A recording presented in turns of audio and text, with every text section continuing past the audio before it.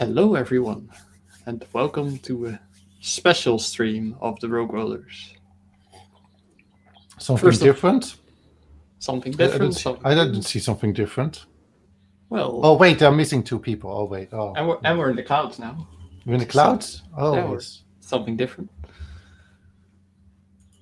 So tonight we will be answering questions we've received via Facebook, and we'll definitely also be going into questions in the live chat, especially regarding being a dungeon master, and especially for beginner dungeon masters, as we've posted at the start. And yeah, we've got quite a bit of questions, but we always like more, so definitely be sure to let us know in the live chat. Yeah, it might be so that we are going a little quick through the questions we have, and we want to fill some time at least. So just send us some questions you have if they are not answered. Yep. So I guess then we could basically get into the questions if we're not forgetting anything. Well, yeah, of course, a shout out to the Dutch D&D community. For one, definitely Dutch 20, who's recently added us to their friends channel, through which we now also announced that we're going live. Yeah. And tremendous thank you for that, Dutch 20. Yes, so if you're from Dutch 20 watching right now, thank you, and nice that you came via the link that I sent you. And if you're not from Dutch 20, what are you doing? Yeah, what are you doing? Please tell us. Where are you coming from? Why are you here? Why are you here, and why haven't you joined Dutch 20 yet? Oh yeah, that's also a question, of course. Yep. But that's not a question we can answer for you. No, but you can definitely let us know in chat, and we will send you the link to Dutch 20 if so required. We've broken up the questions for tonight in 3 parts. Starting off with story, then going to fights, and then to running the game. And we'll just keep it a moving discussion as we go, going topic by topic. But of course, we can always get sidetracked and get one of your questions in. Put some running the game into story of the game. Yep. As long as we're not fighting about it. We will be fighting about it. Oh, okay. Fair. That's part of the charm. I'll allow it. You were not able to get the questions on screen, right? No, but we will definitely be telling the questions and who sent them in. And I'll try to, after the video is live, post the timestamps of every question, so that people who specifically come for their question can look back. So first question, that's just between you and me. Are you comfortable? Are you happy? Me? Yeah, oh, I'm comfortable. I'm sitting in my comfy chair. I have a nice glass of drinks.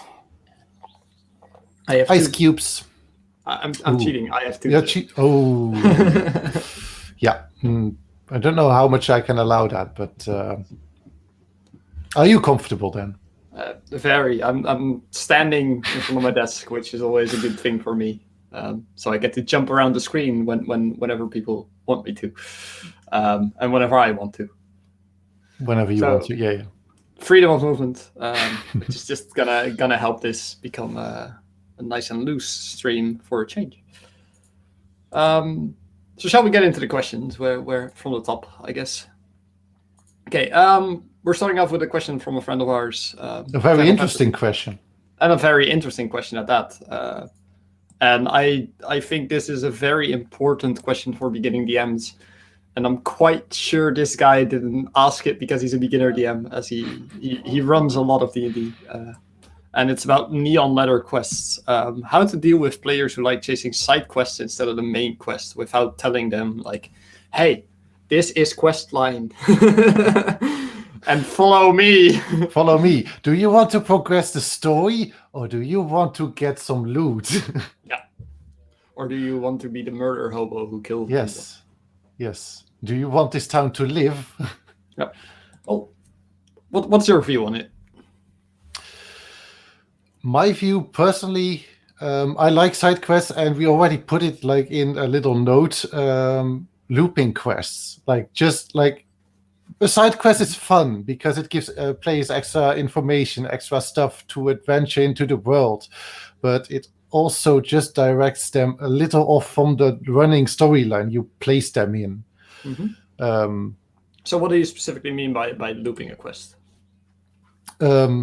Technical terms, side quest, and it's running and it's ending, and then you need to have a reason to continue with the main quest or another side quest. So you just place directly your main quest at the end of So your side quest. you're finishing the loop where they started and where they're now. Exactly. Just let someone knock on your door. Just have them just enter or barge in with a reason to continue on your quest. Yeah, I think this is part of the charm of D&D. Players like doing things that make them feel important, and if your side quest is making them feel important, then that's a phenomenal side quest. Then exactly. Then don't make it or don't loop it that way that you want them to have them back on the main quest, but make the side quest part of the main quest. Yeah. And I think this kind of comes back to one thing that a lot of beginning DMs are now tricked in by reading the D&D books. The D&D books really have a structure. In the players do this because of this. And after that, they're going to go here, usually because of something, but not always because of something. And then quite often, because that's not always a reason for it, they start doing a side quest because they haven't checked that box. And you as a DM are left stuck there, like, how am I getting them back? Yeah, how am I getting back? But that is also a thing, like, if they're interested in something else, you have some more time to put them back on track. But it's like reading time, I think. Yeah. The reading time that you can use players. Thinking time for the DM. Yeah, you can use it to think of your hook. Like, oh, why would this be important? Mm-hmm. What would this person add to my big bad evil guy or to my big bad plot? Exactly. And yeah, I think one of the things to keep in mind here is if you have already written out that the players are going somewhere and that they are going to kill the dragon, for example, then you've taken one step too far. The players decide if they want to kill the dragon. Yes. Also, the dragon tries to make sure that the players don't. And you can't already write that either the players are going to fail or the dragon is dead. There might be a million in-betweens, I think.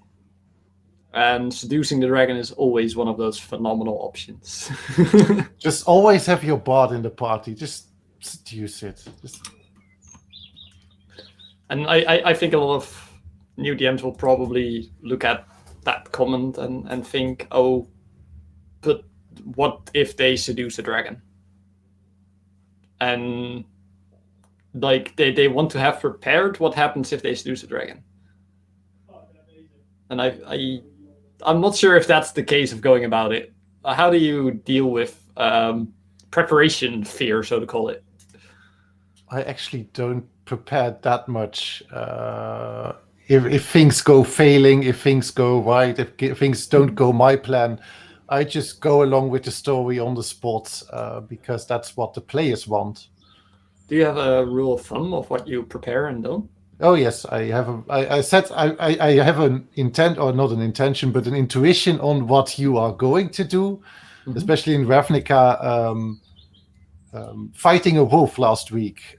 What would that wolf do? Would it run away at some point? Would it just stay and fight? Mm-hmm. What is its goals? And at that point, it was like, yeah, let's just fight for another day. Just run away. Just go.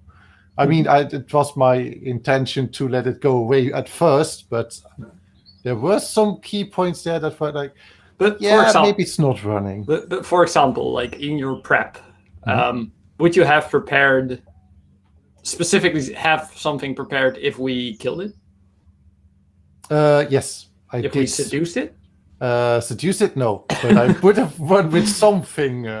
So where's your rule of thumb on where to cut that line? Is that what pops into your mind? It's not what pops in my mind, but it's what the party possibly is going to do.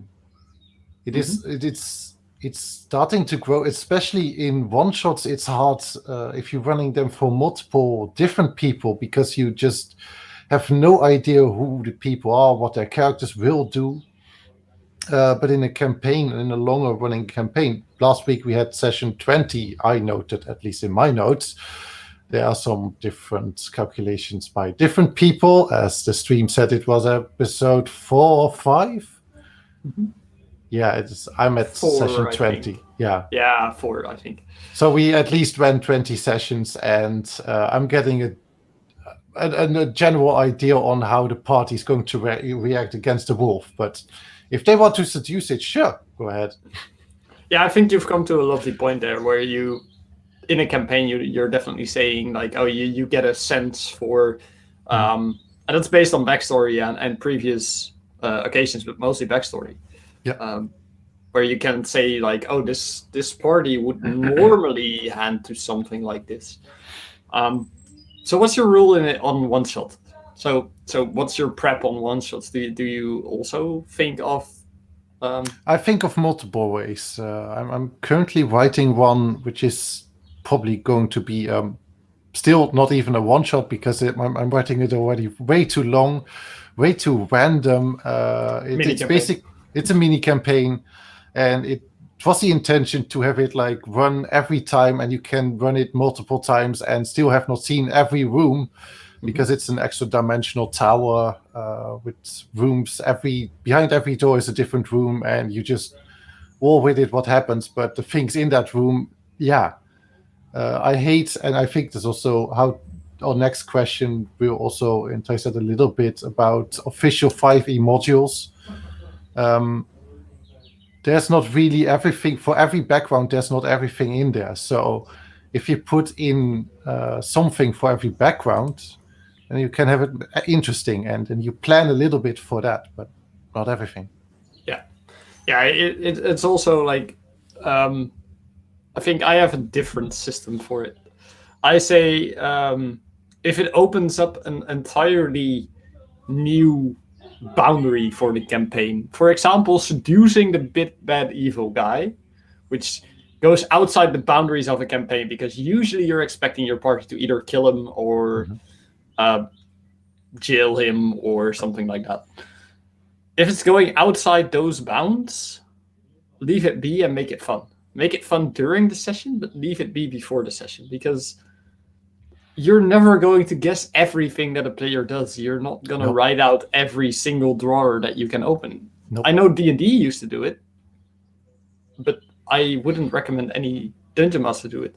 You're going to hate this game in the long term if you're going to consistently hammer on every little detail of your world. Yeah, you're reading currently, it was first edition modules, adventures, right? Yes. Yeah, Greyhawk. And they have contingencies for everything. Plans for everything. Advancing in thievery, I think it was, like just noting how much money everybody has and where it was stashed. Yeah, I think it double ups, because before, and this is a nod to the origin of D&D. Back in the day, people used to level their thievery skill, specifically their thievery skill, by being a thief, stealing all the gold from everyone. So you'd have to, as the DM, know that there was a hidden cache in somewhere in the backyard that they could dig up, which nowadays we know we've learned to go more free-minded and think more during the session instead of reading more during the session. 1E, looking back now, feels like the over-prep I hear a lot of people do. Like, there's many people telling me right now, like, oh, I spent 3 months hammering in this first campaign and I'm about to run my first session. And I'm like, what did you do those 3 months? And why can I do it in 25 minutes? And they look at me like, you prep your first session for 25 minutes. And I say, yeah, it's enough. That's all I need to know. I need to know my players, which I don't find out if I'm going to spend 3 months on it, unless they're really dedicated to the game. And I write the base of my story, and I find something fun to inspire it off of. But I suppose that would be for a later question, and I think we'll definitely get there. Let us know in chat if you have more questions. It's there, I think. Pretty sure it's there. I have no idea. It's to your right. Yeah, it is that way. Yeah. Somewhere there. Just type it there, and then we will see somewhere during the night. Yep. So next question is from Jelle, also asked in the Facebook post, and it's a bit of we rephrased the question. His question was most about reading the book and then seeding later chapters, giving them tie-ins. For example, Curse of Strahd. Strahd's going to be the bad guy. That's not really a spoiler. Oh, we already have a question. Malu is asking if you cut your hair. I did cut my hair, and I love it. Thanks. So Strahd is going to be the bad guy, and you want Strahd to be known as the bad guy right from the get-go. It's really important that they know what they're up against, and that the entire campaign is about this guy. So we rephrased the question to how to run official 5e modules, because there's more mistakes in there, and seeding chapters and tie-ins is definitely one of them. So you've run, for a bit of background, you've run Curse of Strahd, I'm pretty sure. Yep. What else have you run? Official modules or only Curse of Strahd? Only fully Curse of Strahd. Only fully Curse of Strahd. Okay. I've run a bit more. I've done Tomb of Annihilation, Baldur's Gate. What else have I run? I've run part of the Tales of the Yawning Portal, but I've run the original modules. I've run Dragon Heist. I've basically seeded Icewind Dale, but I haven't run it yet. And I've played through Prince of the Apocalypse. And I think that's it. Yeah, playing through... I played through your Baldur's Gate, and you also ran, of course, Humblewood. Humblewood, yeah, also good to note, because that was also a really, interesting module, not only by its setting, but also by its writing of the adventure itself. Yeah, it's way different from the original 5e modules. And I think it's good to segment the question to just official. Because I honestly, some of the new book writers that are growing on Kickstarter right now, have a look at them. They're great. And they deserve all the credit because they're writing stories in a way that makes sense. And I think that's what I kind of wanted to get to. For you, how is it in Curse of Strahd you motivate your players to follow the main plot line? Is that a natural thing, or do you... It was a really unnatural thing. Because I had a really weird party, and although I loved them, it was really hard for me to just get them in line and get them interested. But eventually I got there by just killing that off what they like. So make them care about Strahd. Make them care that there is a big bad evil guy hovering above them. And do you do that by the environment, or did you do it directly? Environment and directly. Okay. I had one wood elf ranger who gotten quite close to the other wood elves in, I think it was a Vistani camp. I just turned the story around that slowly but surely they are being killed off, and it was Strahd what was doing that. So it's a great way to inherently pose him as evil. Although you have to make the players care about those Vistani, of course. Which it was not the Vistani. They didn't care about the Vistani, but the wood elves themselves, yes. Oh, okay, yeah. Yeah, I love flipping this one on its head. I think what Tom does here is phenomenal, because he forces players to care about his world, and we'll get to that even way more later in the questions, because we specifically have some questions about that. It's the next question. But I love to absolutely force the players to care. If they don't care about this bad guy, that world is actually going to end. And I'll make them notice by ending small parts of their world and killing players off, killing the NPCs off is one thing.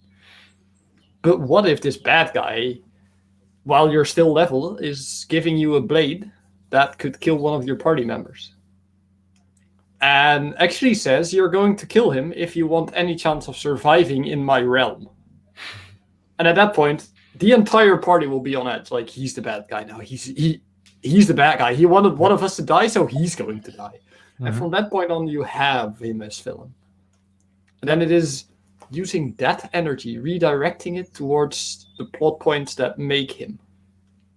So what made him, his followers in this town, his church in the other town, his worshippers here, and his wolf army that's chasing away people defending his castle, for example.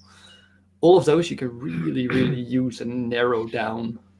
And I think that's one of the most important things. But getting a bit back to the running the official 5e module here, I think that is definitely one of the things that you have to realize. On the start of every chapter in the new D&D books, at least, is a general overview of the characters. I'll quickly take one out and we'll have a look at it on how I'd usually go about this. So we're in Baldur's Gate now, Chapter 1, The Tale of Two Cities. They have I think it's 7 point, where they give the steps of this chapter. First off is an arrival at the Basilisk Gate, where the adventurers meet a flaming fist captain who instructs them to seek out the debt-free followers responsible for a murder spree. That's all they give in this part. And that's really important because it's the very first thing in the book. And your characters need a reason to talk to that guy. Whether it be he knows about a crime you've committed, whether it be he has slack on your family, whether it is he's actually about to kill your dog, for example.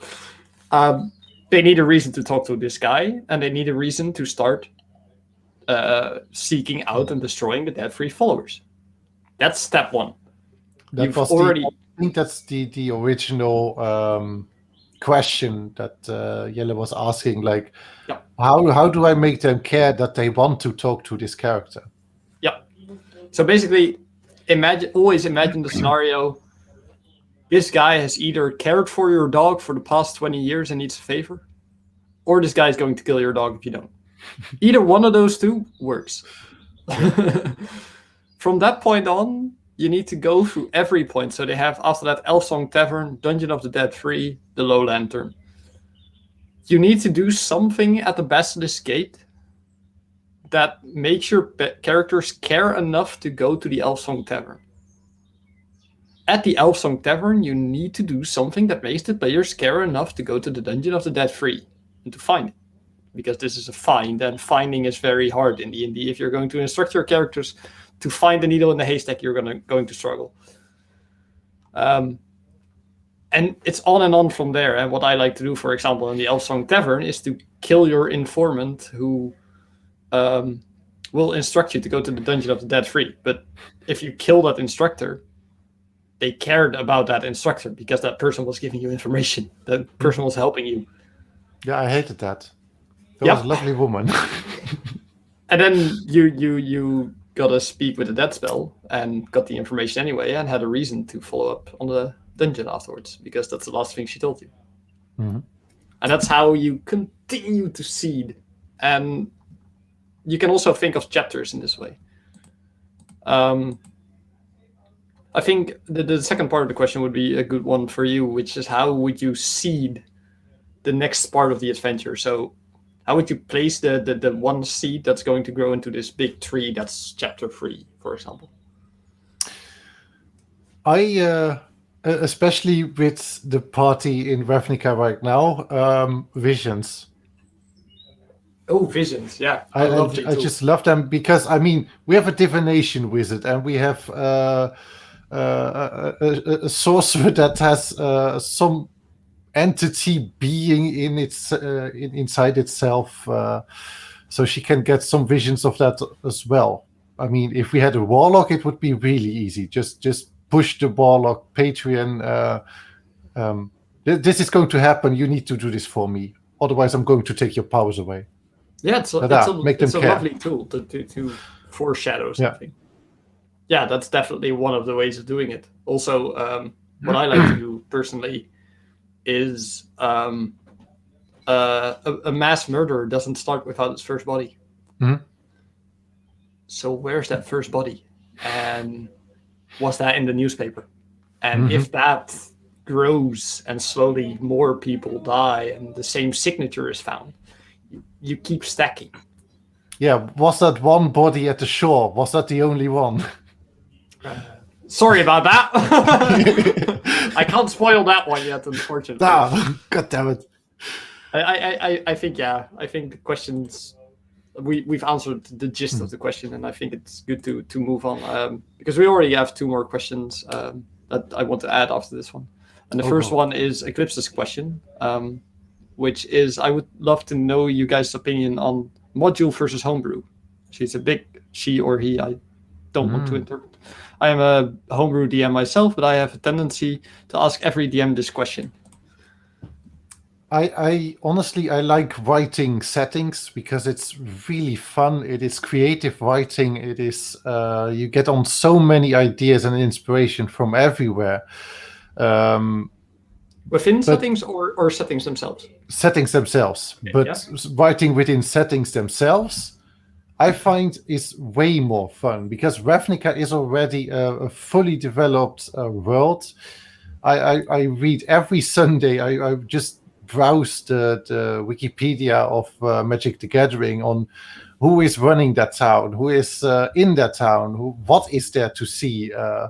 You're getting so much inspiration just to pull strings and tie in characters with each other. The question, what's awesome here? Why would my players go there? Yeah, I wholeheartedly agree. I started off module. Some of the first campaigns I ran were full modules, ran from start to finish, and you learn a lot of the tricks on how to get people interested in a plot line that you don't necessarily support, which is a good thing to know that skill. But what I love the very, very most, and that's why I am running Greyhawk right now, is I don't want to write a world. A world is not within the scope of my time to ever write down. Like, I couldn't think of every town that's out here in the real world, let alone make it for a full fantasy world. But what I can do really well is take a world, add 4 characters in there, and make it a story. And I think my time is much better spent on writing that story than writing that world. So that's why I take Greyhawk, and I right now I've only taken, counting all the pages and the gods that I use right now, I may have taken 6 or 7 pages out of the Great Greyhawk Gazetteer, which is 3rd edition, I know. And I've made it into a campaign. And that's all I need, because there is so much information in there. So I don't need the story that's in the module, I need the world out of it. And I think that's what 5e has failed me on. They're right now trying to write the story. And they might be fantastic storytellers, I know. But your players have their own motivations. They have their own reasons to adventure themselves. Yeah. So why guide them towards this set adventure? And I think D&D is trying to encourage DMs to think about this more. So yeah, I think both of us right now, both of us have come to this mix of using a module to make a homebrew. Exactly. Because the book of Ravnica himself, I'm just putting there on the shelf. There on the shelf. Well, it's on my bed actually. It's a bed shelf. Well, I almost wanted to say it's below your pillow. You sleep on it. I sleep on it. It has already so much information and plot hooks. Every time I think like, where's this party going? What could they encounter? I just open it and just read what's in the city. What key elements does this do these guilds have, and why do they care to go there? All right, I love the follow-up question we're getting now. Is how do you break through player expectation for that world? And what if players have played in that world? Well, I'm never going to think that players know your full world or their DMs, and they can usually shut it off. I think that's one of the things. But player expectation for a world is one of the most phenomenal tools you have. Session 0, if they say like, oh, for Curse of Strahd, I expect spider webs in every corner. I expect zombies marching through the streets. Do it. Write it down, add it. Yeah, just straight up, write it down and add it. Because as Dungeon Master, it's not you who's writing the story, but the players, and they also want to have to have a tie in that world, in what they want to see, and such as seeing zombies walking down the streets. Yeah, do it. And if they imagine it themselves, that's their imagination running wild on. Yeah. It's basically a small LSD trip where they're just listing things that they would think are awesome. So go for it. If one of my players, in their imaginative phase of writing their backstory, has written, oh, there's this massive guild of knights. Well, there you go. One of the things I love the very most is a many multi-floor tower made of concrete in the middle of a city that would be filled with soldiers. Well, I know it's not part of something I invented, but I just loved reading about it. And as soon as I said to Tom, like, oh yeah, I absolutely love reading about it, he's like, yeah, you're gonna have an office there. Yeah. D&D is a drug. Yeah, D&D is a drug. I agree. Oh, definitely. Is there anything more you'd like to add for now? Otherwise, we're going to the question. Next question. Which question are we going? The Malu question? I think we go to Malu's question and then we start to go back to the Excel sheet. For Malu's question is, how would you recommend to prep for the characters? How much background, class, race, spells do you need to know to run a good session? I think to run a good session, you need to know exactly one class, one race, maybe a few spells, but one background, one class, one race, and exactly 0 spells. I think that's my answer to this question, because I think I'd rather know one race very well than all the races in D&D. Mm-hmm. If I know dwarves like the back of my head, I'm going to instruct all my players to play dwarves, and we were playing a dwarven campaign in a dwarven city with dwarven interests and dwarven realities. And they're probably going to love it because it's my interest. I can tell about it, about how great this city looks, and why its chimneys are slightly canted because of this one thing with smoke distribution within the city. And if you care about your world, your players are going to notice. Yeah. For the class, it's good to know your character class's goals usually. So that's about all we need for class. Background can be very broad, I think. Background, backstory. I mean, backgrounds. I always think like, I want to have this backstory and this background would fit that, but not really. And then you think like, would I have this proficiency from this background? But it always comes back to background is also just a guideline. Because there's just, again, you can prep for everything, but no one has everything. Because I at the moment I'm playing in Kevin's campaign a sea elf well, she's already almost 100 years, and she would not have benefit from one background, but multiple. But which one do I take then? I just took the sailor background because it was the most fun one. Yeah, agreed. I don't think you really need background all too much. No, Um, just give us an option on 2 extra skills and some 2 languages, blah blah blah. yeah, I think that worked for both of us. I do think backgrounds can be a really good tool for the one person that doesn't really want to go too deep into writing their own backstory, because there are many. Yep. The more casual players usually like having the background. And then you can just say, okay, so you're a sailor. And it gives you a guideline as a DM to ask them, okay, what ship were you on? How Yeah. many crew members did it have? Was your captain a good person? Did he hate you? And if they're going to say go ham with that, make a campaign Yeah. about it. To know spells, that's one part that I always love to leave out. I say a DM doesn't need to know a single spell. I think if your players don't know the spell, make them read it aloud and answer their own question about it. Yeah.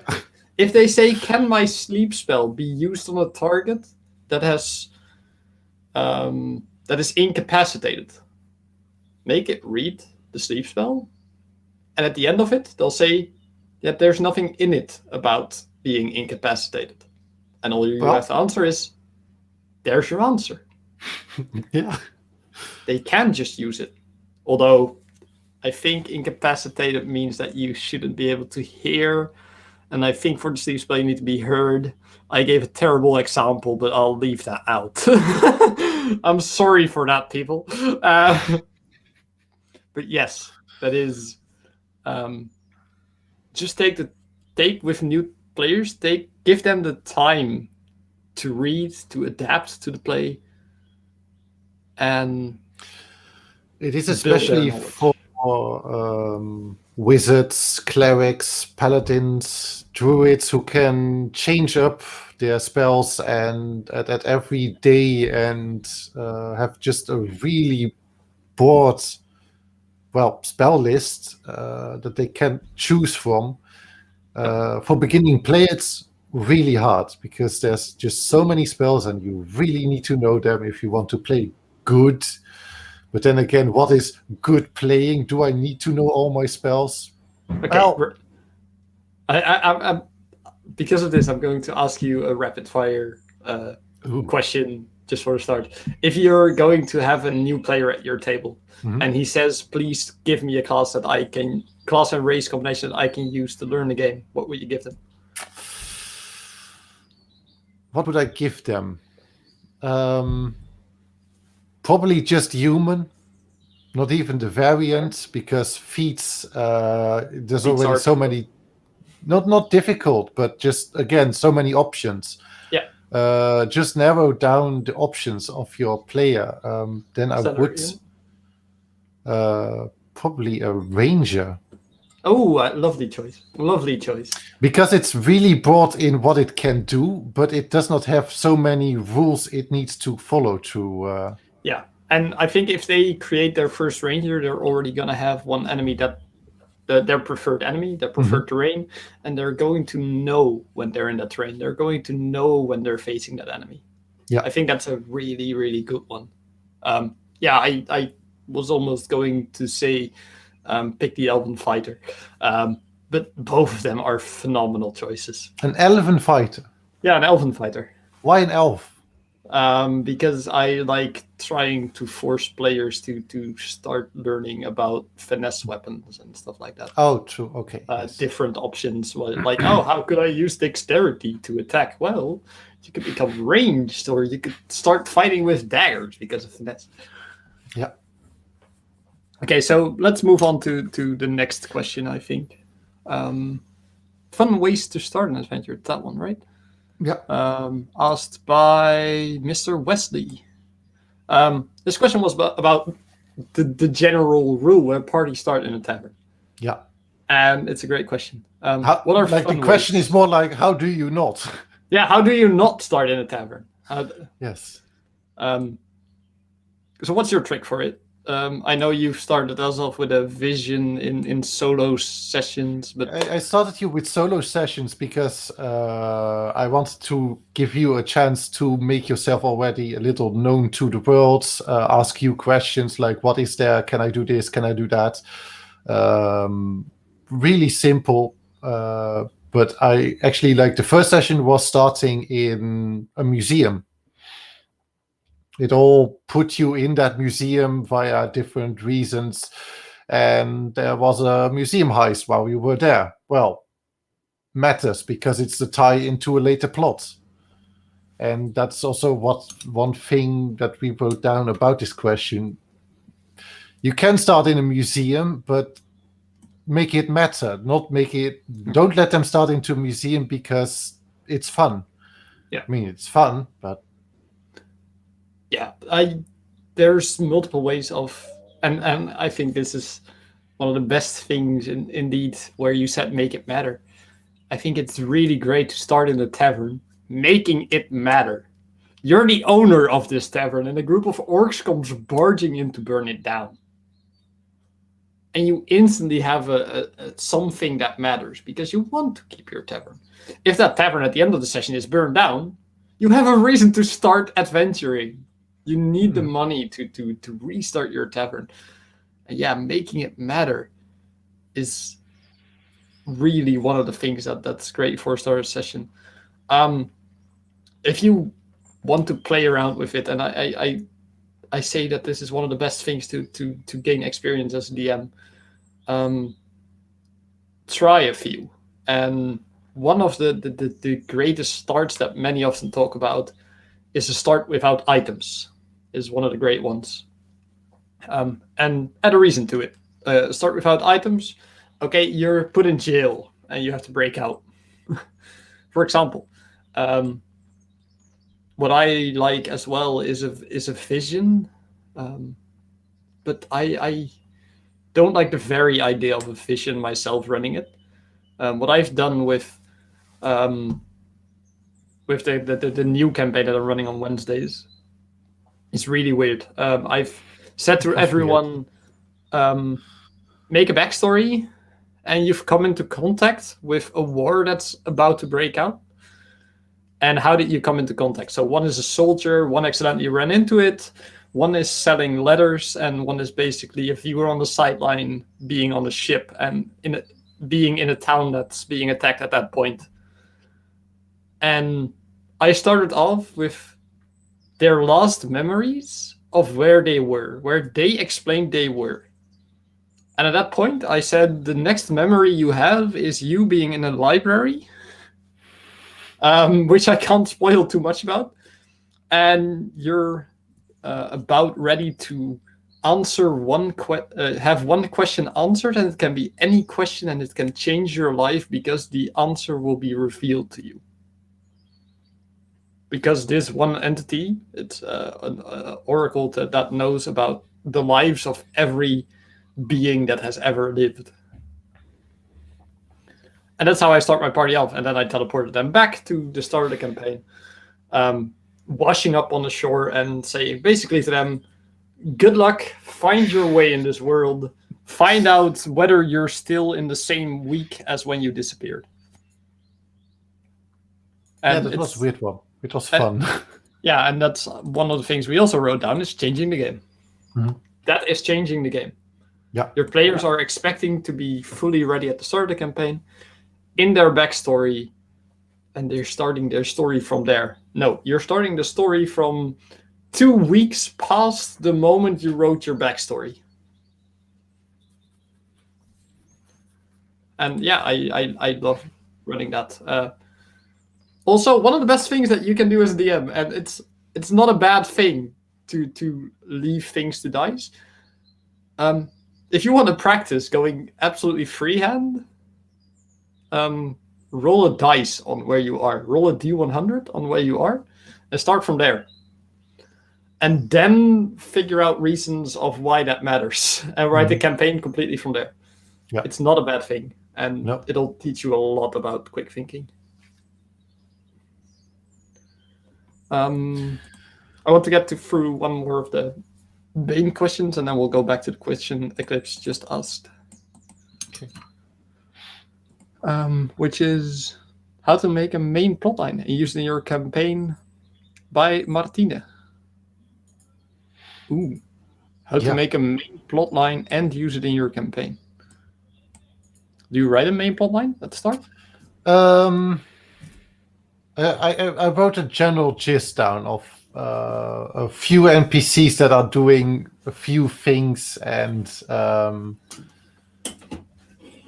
generally foreshadowing one big thing about the world is going to end. And I left a few blank things out, like who is going to end it, why is it going to end, and blah blah blah.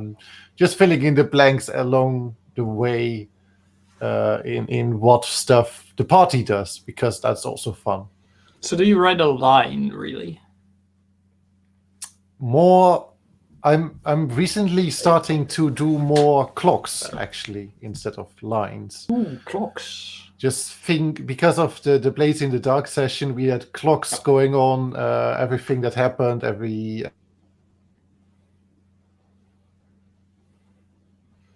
So quick aside for the viewers, because I know, of course, but the viewers probably don't. What is a clock?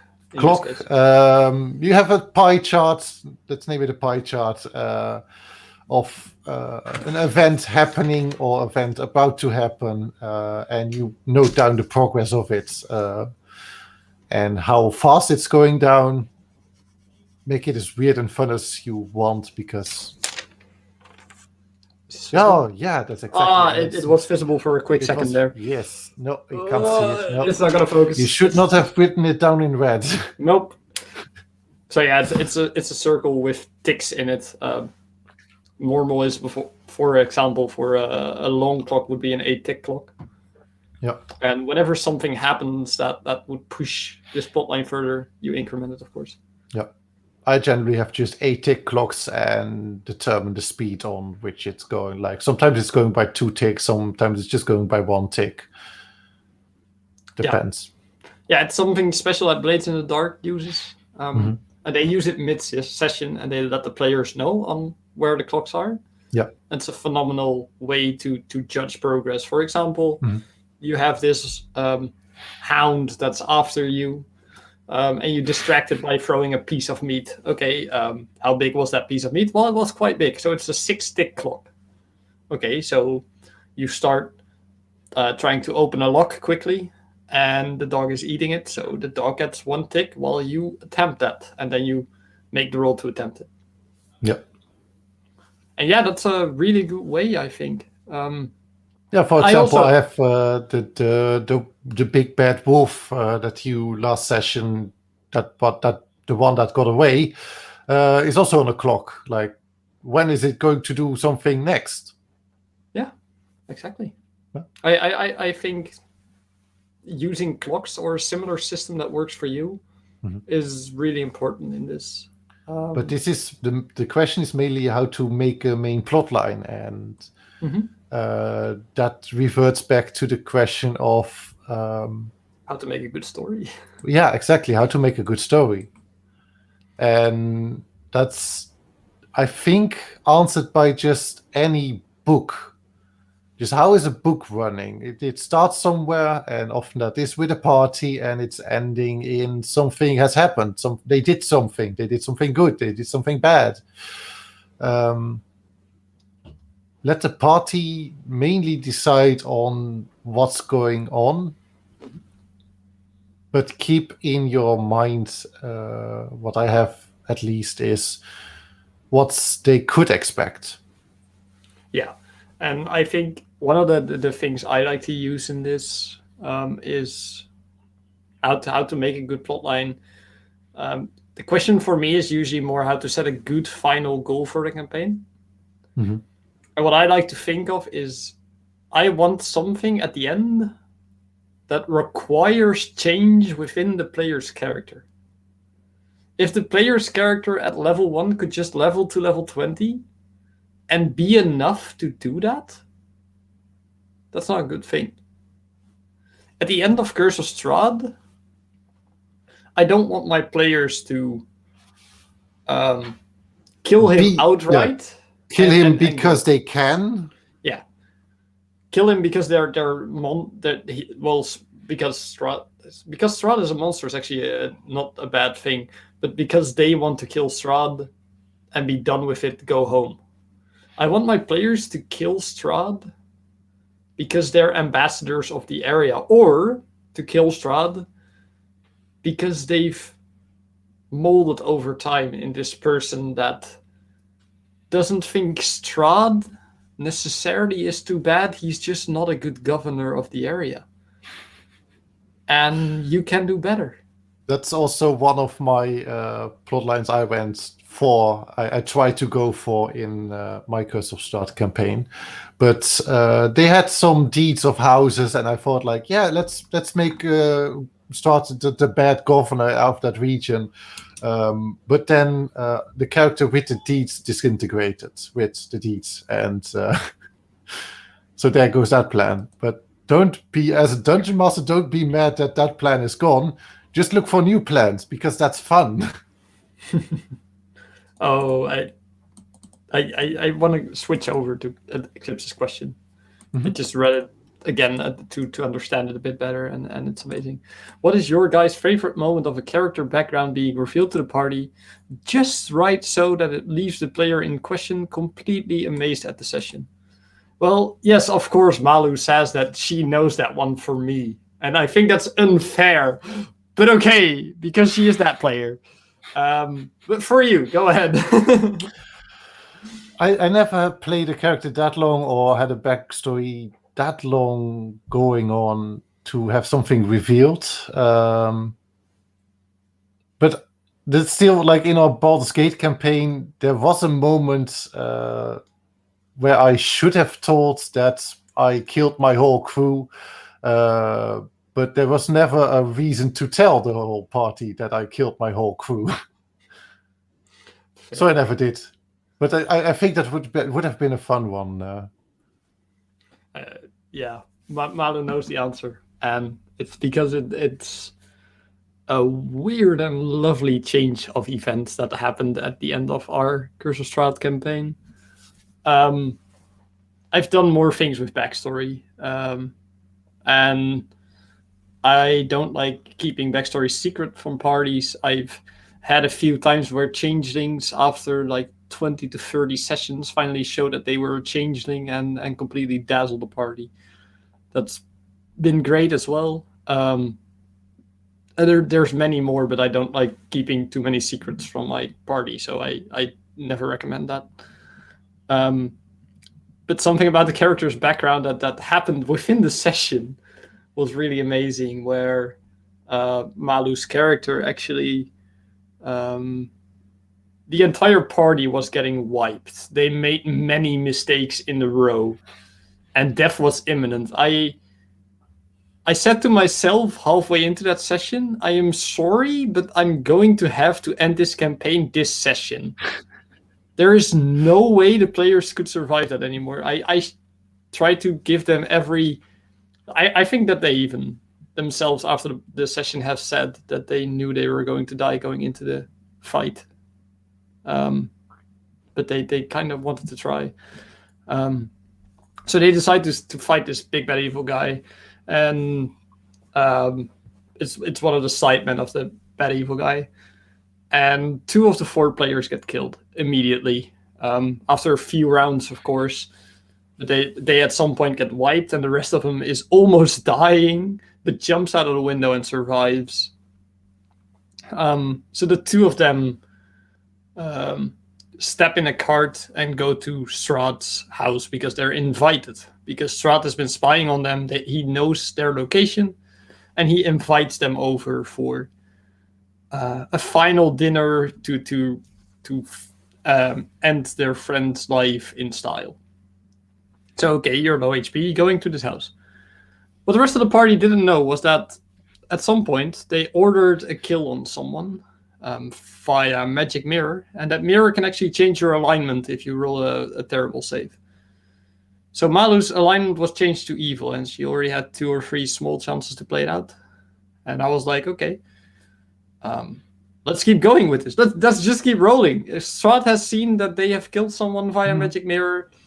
He now sees her as one of the evil people. That they're quite the ways into this campaign. So they come to this dinner, and Strahd just walks up with a plate with 2 glasses of wine.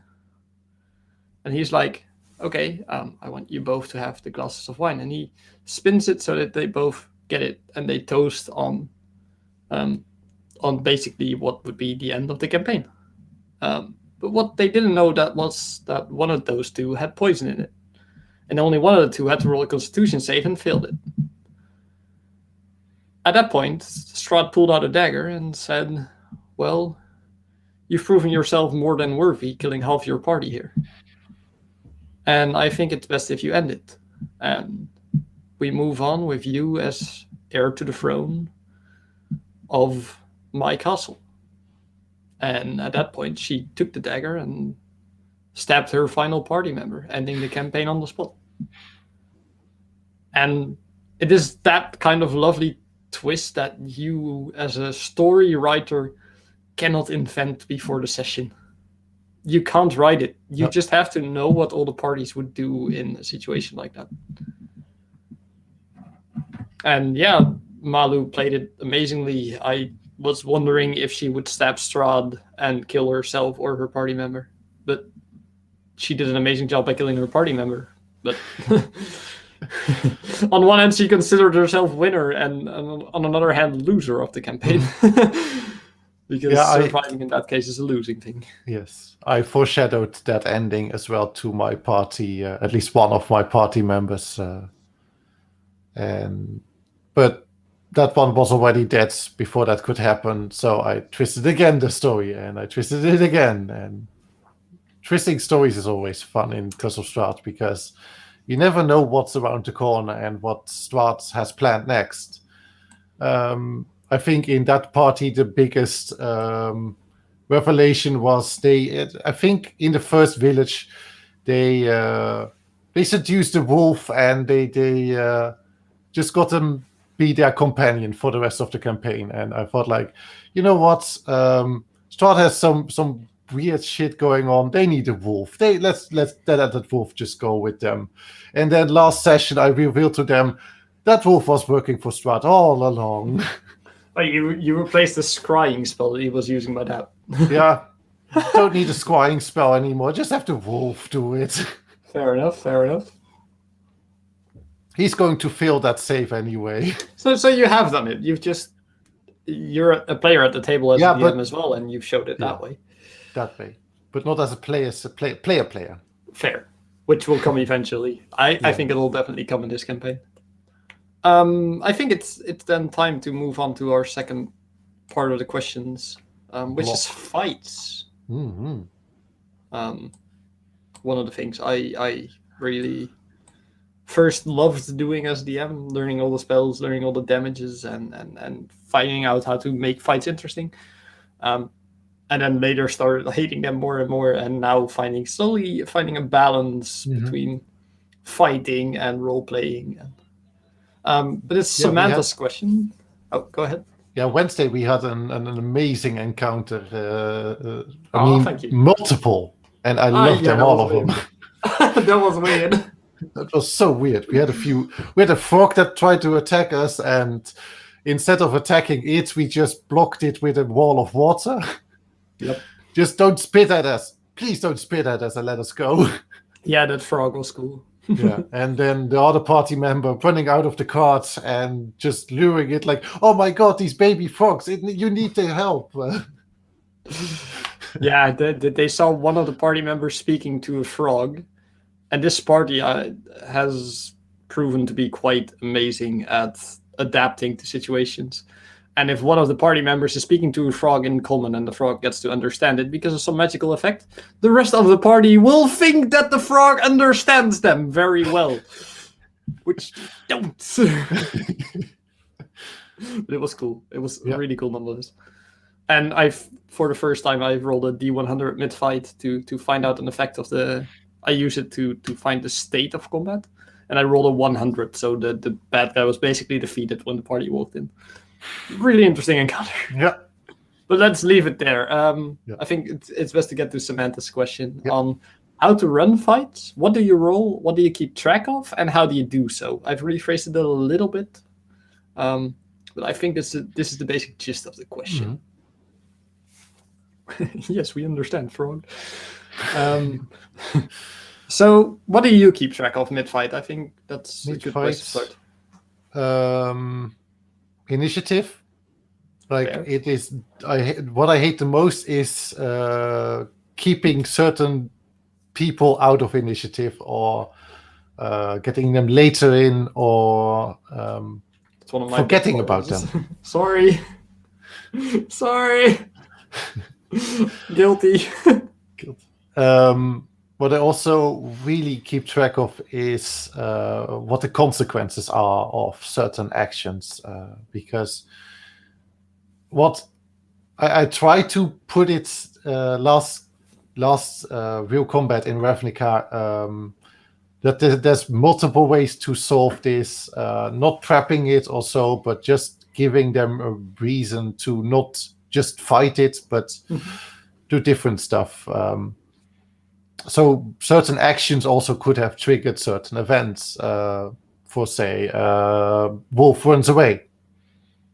That did not just happen because he was on low HP and wanted to live. Yeah. What I do in running fights myself is, of course, first I find a good way to segment into combat. It's really important that the players know that they're going into combat. If the players engage it, sure, it's easy. Yeah. But if the instigators on the other side, it's important to know how to segment into that. Yeah. Effects of things as don't cast Fireball in an active volcano. What do you mean? You can easily cast Fireball in an active volcano. I don't see a problem with that. I wouldn't cast Watery Sphere on Exactly. a volcano, but That's Fireball what I was okay. going. Yeah. I feel like after the initiative roll, it is for me important to understand the situation, which means I have to know what everyone's intention is, which they themselves play out for their characters. But for the monsters that are fighting them, I need to know the intentions. I need to know the situation. So is the ground just the ground? Can they easily walk across it? Or are there hard rocks? Or even are there marbles on the floor that are going to trip them over? So that's what I keep track of. I don't keep track of anything on the player side. I say your AC is your AC, and I'm just going to ask you every roll, is your AC above 15? Does it hit? And I usually just keep a list of notes. So if we start combat by a barrel being thrown on the ground, I say barrel on the ground. That's in my note. If then later somebody stabs that barrel, there's a knife in that barrel. And I try not to forget it, because if at some point anyone says, yeah, I want to throw this barrel at him, and he rolls low, he tries to roll it instead of throwing it, at that point I have to say, this thing doesn't roll. Yeah, has a dagger stuck. It has a dagger stuck in its side.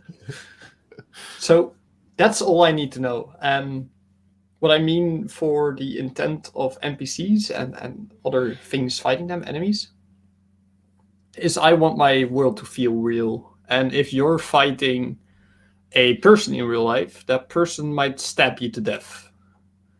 But I don't think, in most situations, there might be some psychopaths out there. If you stab a person, you're going to keep on stabbing until it's more than dead. That's rare. That's very, very rare. That's a hate crime in and of itself. Yeah. If for example, a big bear is killing you, that bear will snap your neck until you don't breathe anymore. That bear's not going to leave you after you're immobilized. So that's really important to know, like, what are their tactics and why are their tactics. Also, for running fights, for new DMs, I recommend one thing is transition between every player until it gets annoying. It's something that Matt Mercer famously does for the started in the first season of Critical Role, where he gave all the transitions, like, oh, you shoot this arrow, floop, and it flies out into his chest. And you see him starting to bleed, and as he cuffs a little bit of blood on you. And then it's your turn to fight. So you switch the perspective. You're like a camera switching from left to right. And it's great at first. If you do it too much, if you overdo it, then they're like, can we please start talking and get on with combat? That happens. But that's fine. Yeah. At that point, you just dim it down. But yeah, that keeps players in the fight. I hate the question, not fundamentally, but I hate that it has to be asked so often. Like, oh, is it my turn? Mm-hmm. That's out of character. You want to be thinking in your character. So the question, can I stab him now, is a great question. Can I go ham? Yes, you may. If you've done the transition and the player says, can I stab him now? You're like, go. Whoa. So yeah, the quick answer again, what do you roll? Not too much. Roll anything that's in the books, so only the saves. Don't roll for everything. I do one extra roll for the start of combat the situation, but that's just me. That's a thing from Blades in the Dark. If you want to read more about it, go to Blades in the Dark. What do you keep track of? Absolutely nothing except for HPs of the monsters that are fighting and initiative. And how do you do so? The HP of the players is their deal. Yeah. You did not make an encounter on. I mean, you probably did balance them a little bit about the players, but it's not that you want them dead outright. I think this segment is really nicely into our next question. Oh, which one? Martina's question on how to balance the fight. Yeah. That's a, For notoriously, I say of you as a DM that you don't. Yeah. Because you're good at not doing it. Because you're not. You really, if you want to balance a fight, don't do it really to balance it out, but more to foreshadow what could go happen. If you know that you're running into a dungeon and you already hear footsteps of more than a dozen, feet, you either could expect a few spiders or just a whole battalion of zombies, name it. And either way, as a low-level party, a dozen zombies versus 2 large spiders, a dozen could versus go you hard. doesn't work at low level. Yeah, for me, how to balance a fight, I don't think I usually do too much. I do cheat. I am very honest about that. I do cheat. I don't fudge my rolls, but I nerf my rolls before I do them. Because quite often I've written down an encounter, and I know that I haven't checked too well the stats of this monster, and I see mid-fight that they might be able to do the full damage of the character's health. Total health. Yeah. I cheat. I just cheat. I say that damage gets nerfed to 1d8, and the monster becomes considerably smaller by design of it. Yeah. And hit points of the monster itself. If you think like the party cannot handle this big guy anymore, just drop its health pool by, I don't know, 20 to 40 hit points if it's necessary. Feel free to do that, because as a narrative tool, you just get to do that. You just get to say, oh, this one strike that you did hits way harder and didn't just hit his skin, you didn't skim him. When you punch that dagger into him, you've actually punched his liver straight through. What I also hate is about if you're fighting a monster and you landing finally your critical hit and you drop it down to 1 hit points. Don't do that. Kill it. Kill it. Just kill it. Yeah. Because that's fun. I've so often ended monsters at like 12 HP because that turn was great. and the players deserve to feel great for it. I've even had first attacks kill just because they hit a crit and the monster didn't have too much health. They wouldn't have been able to one-shot it, but they almost did. And that's fine. Make it about your players. Make them heroes. But, and here's the but, don't balance a fight so that your players can beat it. Balance a fight so that it works for the story. Exactly. And if the story entirely is about the war that's happening and the players say, okay, we want to go to that war, and they run into the wrong alley and they find a full battalion of men, and the players are foolish enough to say we will fight them at level 5, feel free to kill that player. Do it fairly, but feel free to kill that player. That player has tried to break your setting by being the hero. That player isn't the hero because his character is the hero. That player is trying to be the hero because he's playing like a hero. He's not a superhero, he's his character. And if that character is not a superhero yet, don't make him that superhero that can just laser beam a full battalion. Nope. And I think that that's just important to realize. Like, sometimes you're gonna have encounters that are too big. Let them die if they deserve to die, but don't let them die because you misbalance that encounter. So I don't think I think most combats for me could ever be lethal. If I roll like 3 crits in a row, sure, I might send someone into hospital, but that's about it. Yeah. I also had it was the last session of my Curse of Strahd campaign. There were 3 players left. One same situation as Malu, used the mirror, turned evil, but there's a second side to that mirror, and he used it again. If you know what, if those who know who ran Curse of Strahd know what that mirror did, it's going to kill that player, and it is not that it's sending something after that player that's just for that level unbeatable. But again, if the player wants to be the hero by using the mirror, sure, it can use the mirror, but it has some consequences. Don't balance the fight so that it can beat the enemy out of the mirror. Yeah. But make them feel that they made a mistake, perhaps. Yeah, definitely.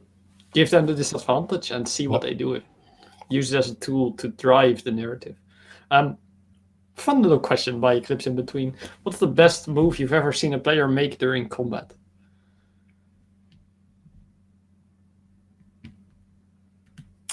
Actually, difficult question. Difficult question, yes. Can I brag and say it's my own? Sure. Putting the entire party and the enemy to sleep, just because it was fun and this character couldn't handle his magic. Oh, yeah, that one. That was fun. That was a mistake, but it was amazing. Yeah. It was an amazing mistake.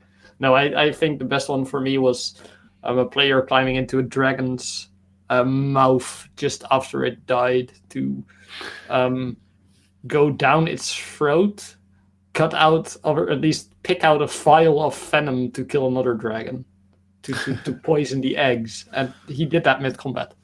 And that was cool. That was mid-combat, really cool. Nice.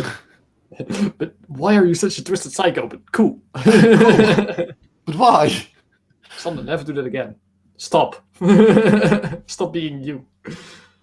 Top of my head, I can't really. I mean,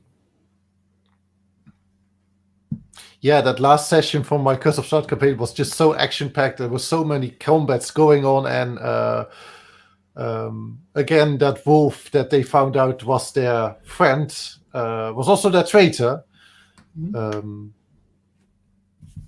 I think he cast mid-combat Speak with Animals as a ranger and on the wolf, and he just asked like, "Bring me to your master," or something like that. I think like, oh shit, okay, good, let's take you to master, and all the enemies just stopped fighting because they saw like, okay, let's bring to the master. That makes me think of something. And I'm going to quote my own again. But I'm still getting commended for this one. So I know this DM is a lunatic. He's an absolute lunatic, and we were in this pirate town, and we were 2 Warforged and an elf that were adventuring and trying to make our way in the city. And we come to a merchant, and the merchant is about to help us. And at that point, the guard of the city shows up and wants to kick us out. All right. And the merchant as well. And they want all his wares. Well, of course, that merchant doesn't want it, so we start fighting. Blah, blah, blah. I have 1 turn in between combat because no one is in range of me. And the one thing I thought of is like, this guy is a lunatic. This merchant is as much a lunatic as he is. Quickly, throw me the bombs, was all I shouted out. The DM literally, his next question to me was, did I tell you? The answer was no. He didn't tell me about anything. But there were bombs. And a turn later, I was standing with 4 bombs in my hand as a Warforged, trying to make a light to throw bombs at soldiers. One of the best questions I've ever asked mid combat, like, give me the bombs. And it's like, what? What did I tell you? Why them bombs? Fantastic encounter. Never hope I get to play that again because that was terrible, but it was amazing. The bombs were supposed to be used for something else later, but it happened. So we've had how to balance a fight. How to prepare. Loot. Everybody likes loot, and everybody likes magic items. Everybody likes money, so they can buy magic items, of course, because we should have money. Well, yeah. What's D&D about? Magic items. No, throwing coins at your opponent. Yes, especially copper coins. Lots of them. So how do you prepare loot? I think in general, make it make sense. Yeah. Because finding loot somewhere where it does not make sense is just going to arouse so many more questions in the players. A loot goblin usually has a lot of gold and goblets. Yeah. But you don't find a pouch of gold on a frog. Yeah. Yeah, that frog isn't going to spend that coin, so why would he have it? A wizard wouldn't have a dagger, usually. Oh, yes. There's a thematic reason. I always have a wizard with a dagger, because wizards just... If they just need a dagger at a point, then have that dagger. They need sometimes blood for something. They need to cut something out of a tree. They need to get some flowers. That's completely fair. Yeah. In that case, it makes sense. That cases make sense. But that also goes for magic items. Don't place, I think it is a moon blade, a specific elven made blade. Don't put it in a dwarven city. Nope, don't give the boons of elven kind to a human. Nope. No, just no. And the introduction of magic items, either have it be somewhere well hidden, or have someone wear it on display and give it to you as a gift. Those two are both perfectly fine. How do I prepare it? I don't think about it being fair. No. I also don't prepare shops. Why would I? If the players want common gear, it's in the PHB. They can just buy it outright, and they'll meet the salesman. That's about it. But exactly. Anything else other than that, I don't care. I try to make my adventurers not care about gold. No. I try to make them care about the items they get and how they've acquired them. And I give them items that make sense. Keep also track of what you give off, because as a dungeon master, you can have them just like, if they buy a sword, you can make a little plot out of that sword itself. So keep track of how he uses it, how they, if they sell it again. Maybe there's someone who wants that sword and he's going to track you down because he really wants that sword back. No. Yeah, I think all those are great tips. I don't think...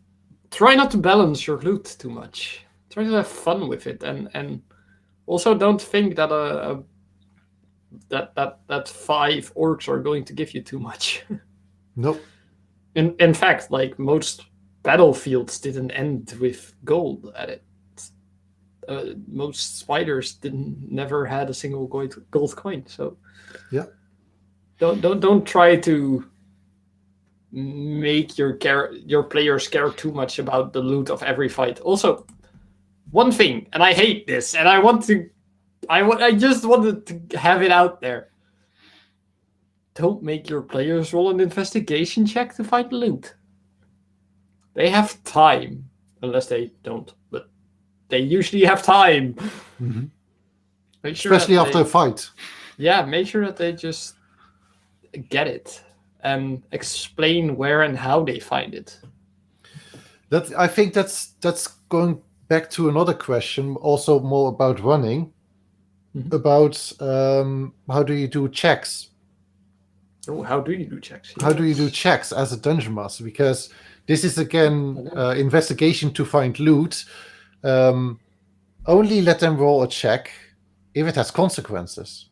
Because if it does not have any consequences to the check, if they find it, if they don't find it, sure. But if they find it and they find a wanted item, or if they find it and it's locked behind something that could hurt them, make it matter.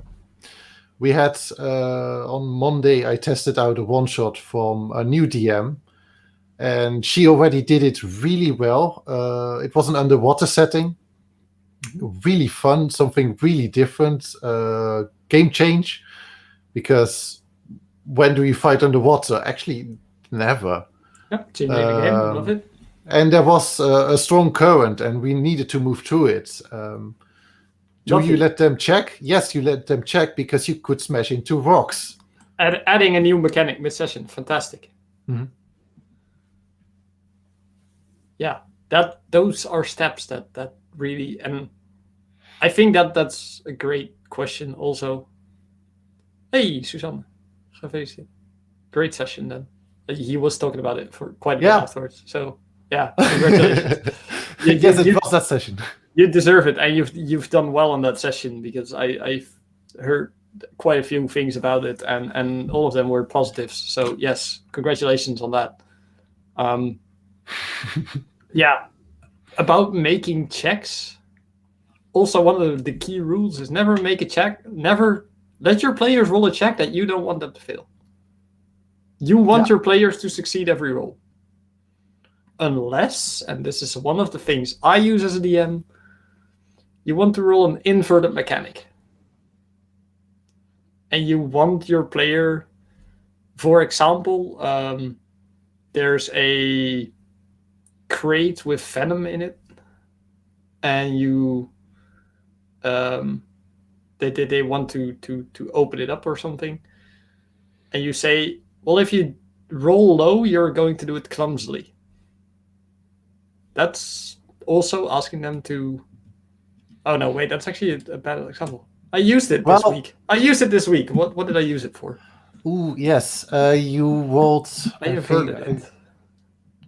It was a charisma check, a persuasion check on how crazy they thought he was. Oh, yeah. Yeah, it was intimidation. Oh, yeah, that was it. Intimidation. Yeah. If you roll low on an intimidation check, that they think you're actually insane and it works well, lower is better. Like, they actually think you've gone mad. But the higher you go, the more sane it would sound. So yeah, you could use that for selling it and do it the normal way around. But yeah, that's just how you like it.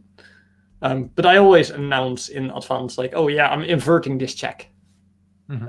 lower is better. Well, that's the same goes with opening a crate of venom. Rolling low does it make go clumsy, so it spills and it's unusable. Rolling too high, you just smash the whole crate and you get it all over you. Could be a thing, yeah. You could set ranges, and your players don't mind that usually, as long as it doesn't undermine the feeling of rolling the dice. How to structure your first session by Bonnie is a lovely question. Yes, And because first sessions matter. And I asked if especially it was with the about story. session 0, but it isn't. It's about No. session 1. Session 1. So the one that you meet in a tavern or don't meet in a tavern, and it's really make it matter to the story, because you have a party that wants to go adventuring and starts hinting towards the big story, towards the big plot line. Does not have to be that you have to introduce the big bad evil guy from the get-go, but maybe a henchman, maybe rumors of a henchman or anything. Yeah, the trying not to sound like a broken record, making it matter is one of the most important things. Also, if you're talking about session 1, one of the first things you're going to have to think about is a why question. Why is my party going on the next adventure? Yeah. And why are they together? What binds them? Find out those questions and write it into that first story. Give them a shared experience that they have this sense of urgency to do so. What I did for Baldur's Gate, that's one of the main things that I used to bind a party is a collective backstory. And I said, okay, all of you have been part of this robbery, which I roll a dice for, that one person knows of, I roll a dice for, and it's this person that I roll a dice for that they meet later. And you've all gotten this stolen gold, and you still need to hide it or spend it. And good luck with it, but you have a shared interest in that.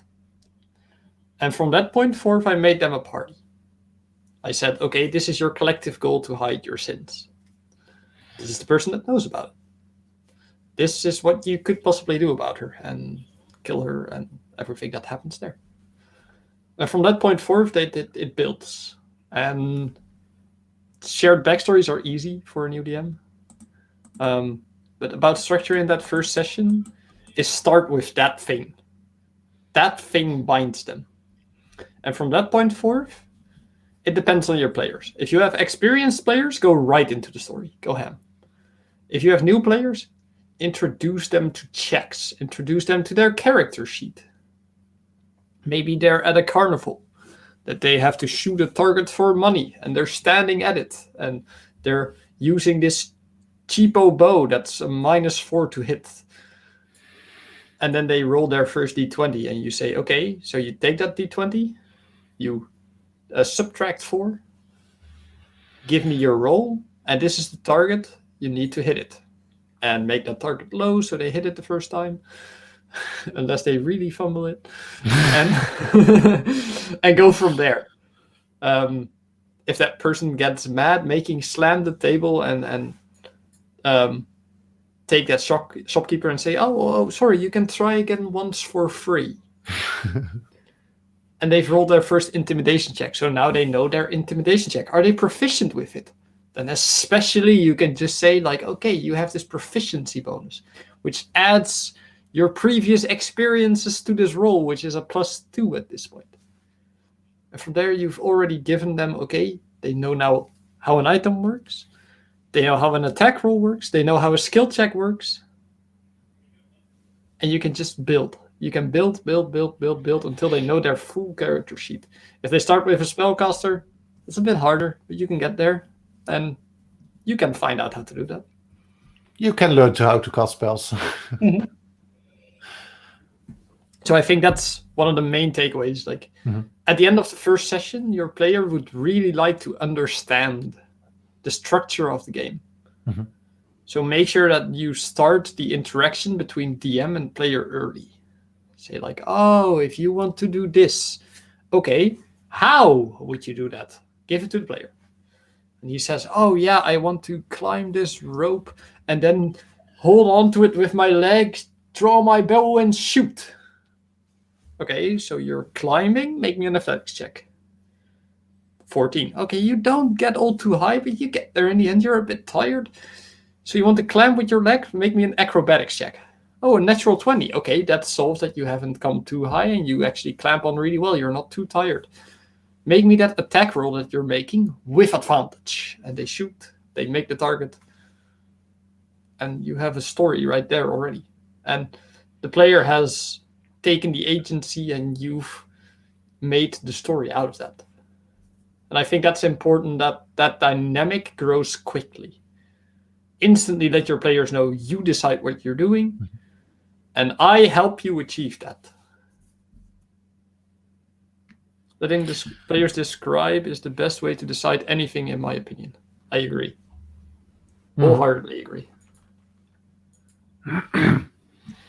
But also the question how to structure your first session, like where do you start, where do you end, and what do you get into it? Where do you start with the party together, describing themselves? Probably does not even have to be that they can see each other. As you said, like let them start into a jail, so that they only can talk to each other. It's a fun way to start. It's just a way to begin, and then move on up to what they can do or what they want to do. I usually like partial prep in that. Telling your players like, oh, I'm gonna say this, and then your character introduction comes, so you follow up on it. Mm-hmm. So you can also incorporate some thematic preparation. But I recently used another way, which is the pre-story for the Wednesday campaign, and it might be fun to give a little bit of that backstory to the viewers to maybe show how I might do it. Maybe I'll share your part of it. Yeah, as you've recently experienced it. So this part is about the backstories of the players all have sent them partly to war. And I'm telling them their final memory of waking up here. And up here was in that library. So I've had the first one at this point, and I say, Eleonora Cobalt Black. Many men gathered in your old tavern. Many men surrounding the aquatic elf. Line the cannons to the streets! Burn the fields and make a stand! Screams. A fight. Glasses shattering. And death. Only to wake up here. And then I introduce the other characters, all with a similar backstory. And then I go to, you're in a giant library, so I instantly set the scene. It cannot be scaled by human nor elf, as it's vertically far from possible. The creatures using this must be feather light. The small books tell you that much. So I try to connect world and setting here. And they can fly or cast the books up from up there. Before you stand two doors. Gold-lined, white wood. A tall, slim man stands before you with ivory skin and white metal armor. He's showing you the way. It's as if you woke up standing here. And it is here I leave you. The knowledge in these books can tell you nothing that going into that room won't tell you. This is my gift to you, for the pain of your people and the future of mine. Prepare your biggest question in this life for what is inside here, and the result will teach you something for the rest of your life.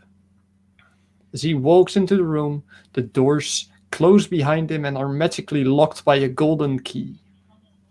And at that point, we switch to the conversation that's happening inside there. And from that point, the players go live. So we've had their backstory at that point. And it's switching the game a bit because the players didn't have introduction here, but I knew that the players would have communicated enough to know how they look. So that's one way to skip about it and just give them a memory, give them a place from where they start. And from that point forth, everyone knows, like, okay, this is our reason to be here, and go. Exactly. I think that's the gist of this question. Yeah, always end that session as well, because we haven't answered that part of the question. Always end this session on something the players look forward to. Yeah. And it can be very small. I ended it on, you're on this cart with an old man and you're talking to him. He's telling you about his grandkids. And as you start to make your way into the swamp, a large amount of croaking sound seems to be coming from the north. Mhm. I had not prepped this. For anyone, I did not prep this. I just needed something, a way out, because it was 10:30, and I needed to end this session. Yeah. And croaking sounds was a way. I just in Ravnica, I just love to use just cliffhangers, because that keeps not only the players but also the watchers perhaps excited to come back next week. Because that's what D&D is about, coming next week to continue the story, because you really, really want to. You're not wrong. Yeah, if the players want to come back, that's all you need. Yeah. So that was about structure in the first session. Next one is also about the first session. Oh, is it? Well, it's not directly, but I think it is I think it was mostly directed to. I think we about just the first ever session. Yes, the first ever session. How to avoid DM stress. Yeah, and I think we already answered it with like 3 little words. Can't be done. It can't be done. Can't be done. You're gonna stress out. You're gonna stress out. But how to avoid creating. Making it bad stress, turning into healthy stress, is mostly getting prepared. Try to know what your session is about. Is it a one-shot? Then you have a whole storyline actually already prepared for one session. Is it a campaign beginning? Know where to end probably, or what can they go? Where can they go? What can they see? And I think the most stress the starting DMs also have is character voices. Yeah, which you don't even have to do. But it's fun. But it's fun. It's ridiculously fun if you do it well. As a first time DM, first session Dungeon Master, I would say leave that part out, just so you can get into a role of character instead of voice. That you can focus on the story itself, so you can, if you are able to tell the story and not. I agree in part with you there. Mm-hmm. Focus on telling the story first. I think that's a great thing.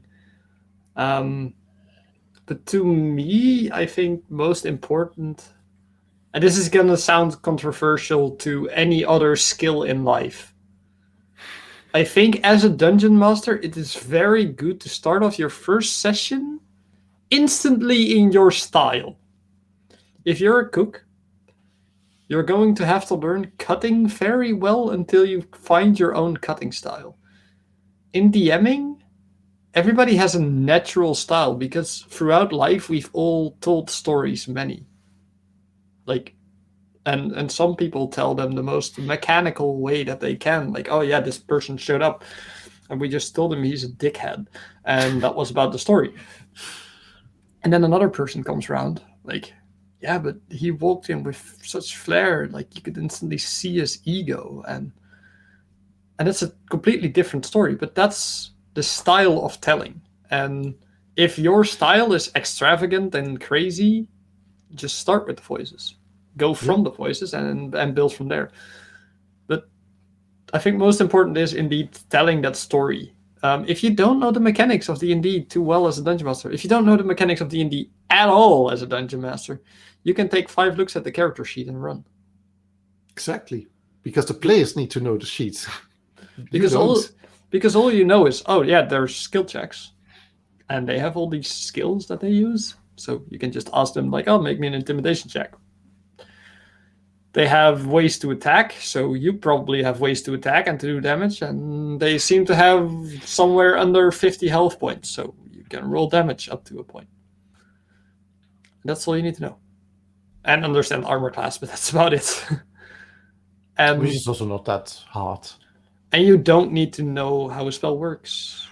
You can just say as a DM, like, oh, make me a dexterity saving throw, because it makes sense. And, oh, you didn't dodge the spell? Okay, here's 15 damage. And find out how it works. Yeah. Also, don't try to read everything. Please don't. Please just try to see what works in your first session and find out, like, oh, I didn't know what to do for a player that wanted to swim and wanted to go below the water for more than a minute. Like, okay, so what did you do? Well, I made him roll an athletics check to see if he can hold his breath. Well, that's a great thing that you did there. That might be better than the original D&D mechanic. I currently don't know the original D&D mechanic, which is dreadful. Constitution. Oh, it's a con save. Yeah. Why? Apparently it has to do with your bodily reflex, but I mean, to hold your choke reflex. Choke, exactly. Yeah.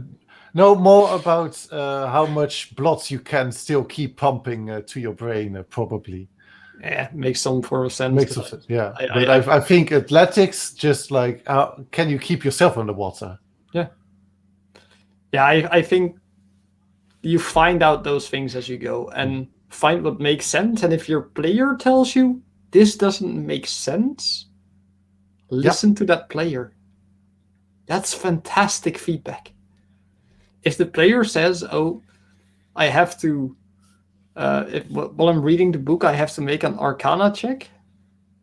And then you say like, oh, you get cursed. And, oh no, like he has to make a perception check and then gets cursed. And then the player tells you like, hey, that makes no sense. I'm rolling a perception check to not get cursed. Then you ask to him, why? Why doesn't it make sense? What should you have rolled? Yeah. What would make sense? What would make sense? Yeah. And then they maybe say like, oh, that might have been a wisdom save. And they might be right. So if your player tells you that something doesn't work for them, listen to it, because it might very well be right. I've had this experience a few times, me budging into players saying like, oh yeah, that was definitely the way to play it, and you should have remembered that. No, they shouldn't have. I should have made them remember that, and I should have given them a way to remember it. So stuff like that, it's important. Keep it in mind, and just give your players space to give feedback, because we're all flawed, and I'm even flawed as a DM. I've just made X many more mistakes than most people that I can run a decent D&D session. Yeah, that's also how to avoid DM stress. Most of it is about failing. You don't fail as a dungeon master because you have a party, and the party probably also cares about you. So ask for feedback about what you failed about, and don't see it as failing, but more as learning points, because you're going to learn. And all in all, dungeon mastering is a learning experience, and that makes it fun.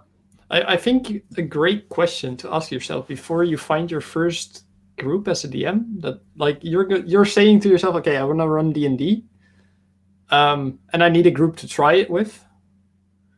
If you can hang out with that group and talk about the stories of D&D and have fun, then you're going to have fun playing it. Regardless of you being a good or bad DM, you're going to have fun playing it. Why? Because they want to experience that with you. They want to give you that opportunity to share it. And at that point, you go with that group. So I'd never recommend a new DM to just go online and say, "Oh, I'm a new DM. Will people please play with my adventure?" Like, then you're setting yourself up for stress right there, and it's difficult. Even experienced DMs don't at the idea of 5, 6, 7, 8. I've done 12 in one go, new players. That's daunting. You really have to know your shit if you're doing that. Yeah. Then again, it's very possible. So don't say that you can't do it because you're new, because you probably can, but it's challenging. It's really challenging. So what's the biggest group you've ever played with? I think it was 5. Wait, you haven't played bigger on Coronium? No, we always made it smaller groups. Yeah, I know. At one point, I couldn't say no and got a 11-man group and still ran. Yeah, I really wanted to, but at this point in the Coronium server, the level spread is just too big that there are not that many people at those times for those groups. Fair. For the viewers that don't know, a long time ago, I with 2 friends started a D&D server where players could just join and instantly play a big D&D adventure. At first it was one-shots, and later it turned into a campaign. I became a DM of that campaign and later left for multiple reasons, and Tom is still in there as a DM. And I also left, but I also returned. Oh, he left, returned, and he's still a phenomenal DM there as well. It's something completely different, paper play, but it's great. Yeah, it's text role play and adventures, stories, one-shots still. I still don't have time to run one-shots, but I really want to. Yeah, it's great fun. So Jelle, once again, thanks for this amazing question. And it's an important question to answer, because DM stress is one of the reasons that a lot of people don't get into it. And it's a shame, because it's not that hard, and exactly you only find out that it's not that hard by running. So next question was the question that I instantly said, like, oh, it's a great question for you, because I hardly ever do it. Yeah. I sometimes do, but not too much. And usually when I do it, my party has decided it. So like last Wednesday, my party decided that they were going to split. Yeah, that's Screw exactly you guys. Screw you. How do you properly split a party? And that's like what you said, like the party said, we're going to split the party. There are 2 versions of splitting the party. It is a decided split, or there's a forced split. You can force split it. Then again, both are unwanted and wanted. If something happens that splits the party technically, then yeah, it just happens. But the whole question resides on, why would you split the party? Why does the party split? In Ravnica, it is easy. It is a big city, and you can get so much information on so many places.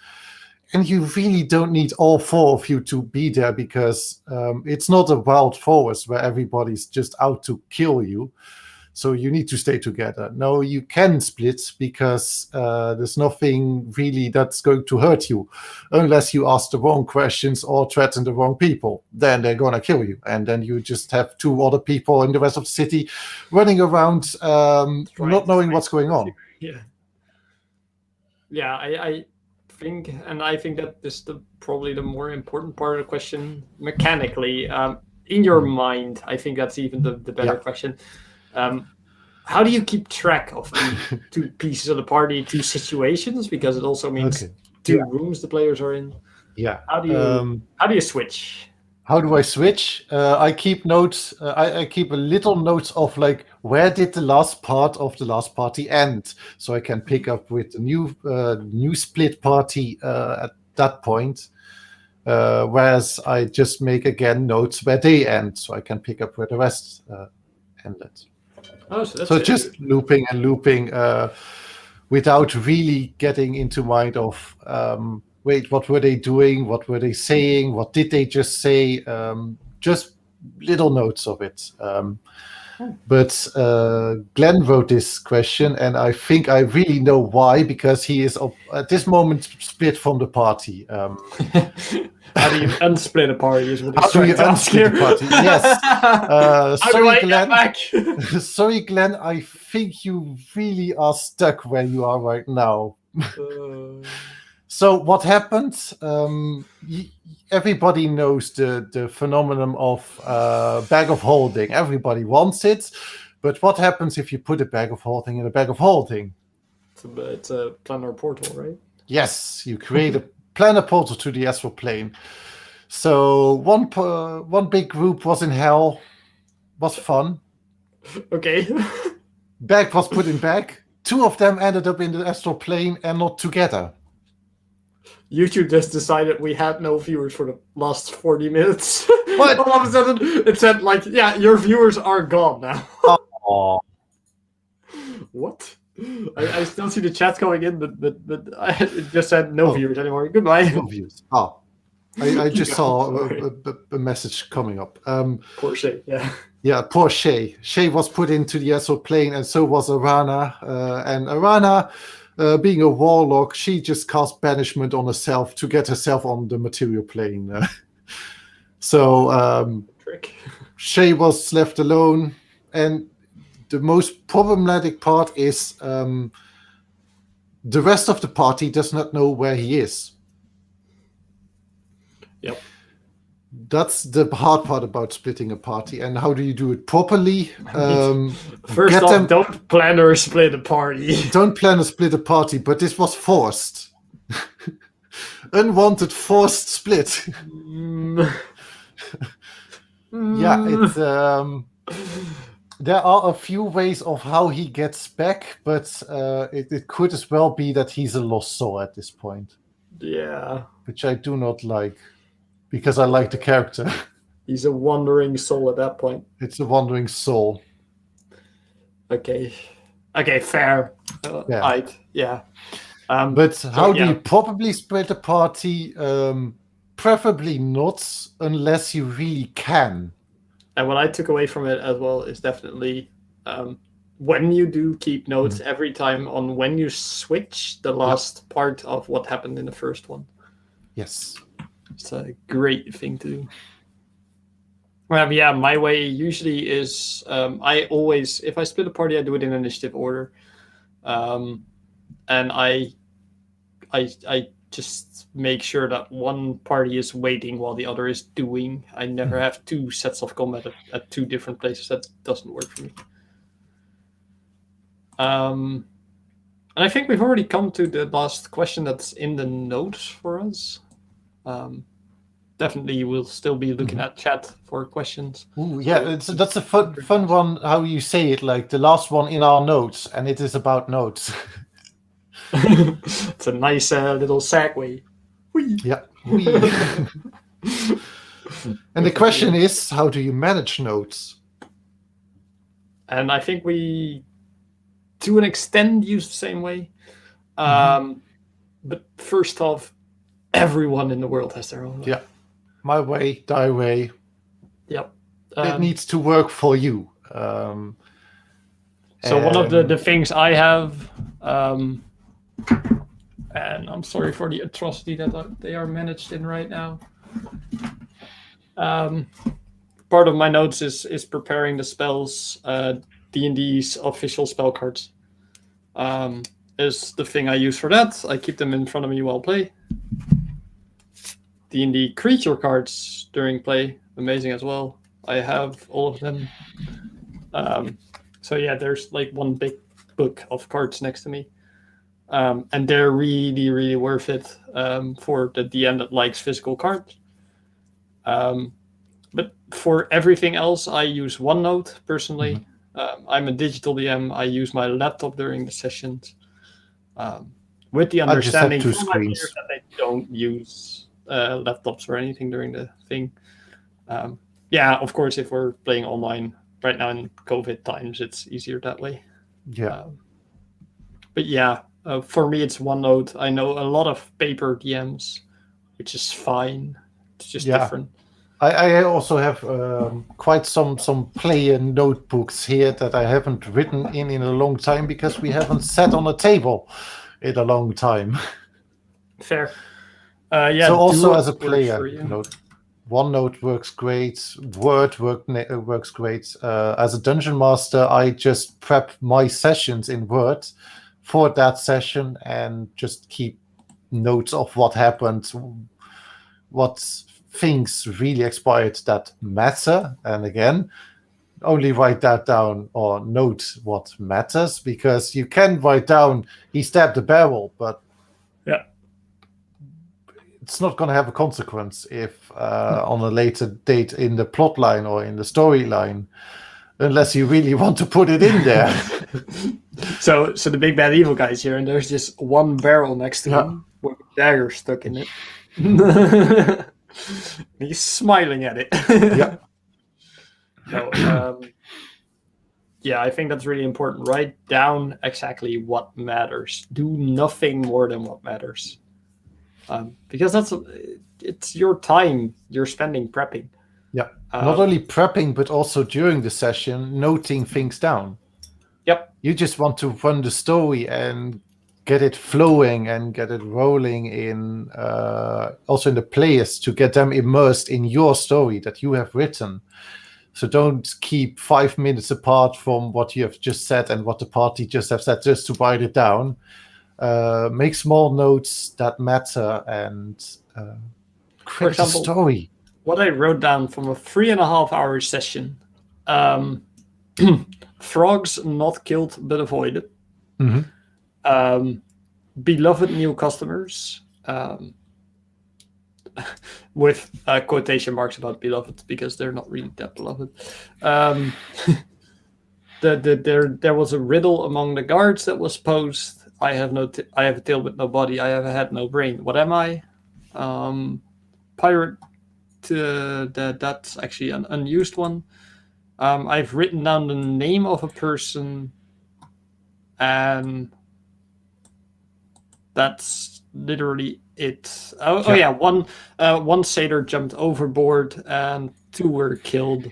5 were escorted as slaves. That's all I had, because they are already taken out because they're used in the new story again. And that's all I wrote down. I don't need to write down more, because that's all that's going to last in the campaign. Mm-hmm. Everything else was great for the players and will probably live somewhere in the player's memory. Mm-hmm. But I don't need to care.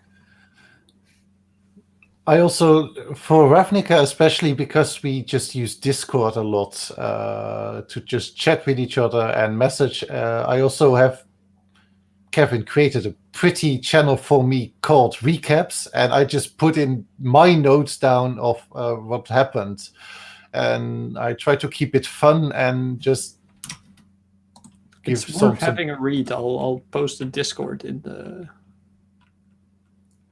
They cannot. They can see it, right? I think we made it public at some point. No, the Recap's not. Oh, we didn't. Okay. Oh no, sorry then. We can make it public, but I'll have to scan it, because there's still a message from me above it, and there's still some stuff about it that was prepped to everything else. Yes, exactly. And there's also the Roll20 link. We don't want everybody to be in the session. Roll20! But last session, what is written down: big bad wolf fight, heartwarming speeches, big wolf gets away, letter from Tajik, Boris Guild Mage, that he wants to see you in the morning tomorrow. You track the wolf, you lose track of the wolf, you go back to Sunhome, but something happens along the way, person falling from Millennium platform, crowd gathering around the body, it's the man from the vision, sergeant, and I put the name down, Turnwood. At sight does not know who the man is, but can show you that he's from the office of the Guild Pact. Cassie instructs the sergeant and the battalion to search the big bad wolf. You go home and take a good long shower. I try to keep them a little fun and informative. And of course, as last, Aurelia has a vision again. I think as a running DM, I think one of the things to really think about when you're starting to keep notes is to make sure that you can link between your notes. It can be really important and quick. Have a way to keep tabs, because tabs are really important. Linking is something exclusively digital, but tabs definitely aren't. And add images in there if you need. So I like audio files as well, but that's personal. Mm-hmm. So yeah, that's really the most important things. Yeah. And I talked with you a bit about before this entire thing about the Golden Trail one shot that we ran, I think 4 weeks ago now. Time Something about flies that. when you're Something having fun. about, yeah. And I think that's a great example of how we prepare our places recently. Mm-hmm. At least I've done it this way mostly, and I don't know if you follow a similar trail or. I started doing it. Yes, I started doing it with NPCs actually. Oh yeah, works the same way. Yeah. So I think this is a great thing to explain to new DMs. So what I do for preparing places, if I just need setting and I don't need story yet because I'm going to invent a story on the fly, I need information. And what I think in this case is information is the most important things, the most important people, and how does it look and feel. So how I do that is, first off, I prepare landmarks. For this, it was parts of a city, but it can be an entire city or town. But I prepare landmarks, and I prepare 3 landmarks. So I'll just take the observatory, the first layer of a dwarven city that's fully underground and has a golden spine running through it. To the top, lenses are being used to refract the light throughout the city. And so the top layer of the city is quite light and the bottom one is quite dark. And in the observatory, first off is the oculi. Lenses spread light throughout the city, all gold framed. They are not marked to ensure no scrutiny can happen to any specific area of the city. They are, however, well guarded, but it's also a sight to behold. So that's all I need for the oculi. If the players are interested in the oculi, I'll write the story on the go. Then I have the surface Yawfill, which is just a large pool elevator. I explain how the elevator works and its importance to the community.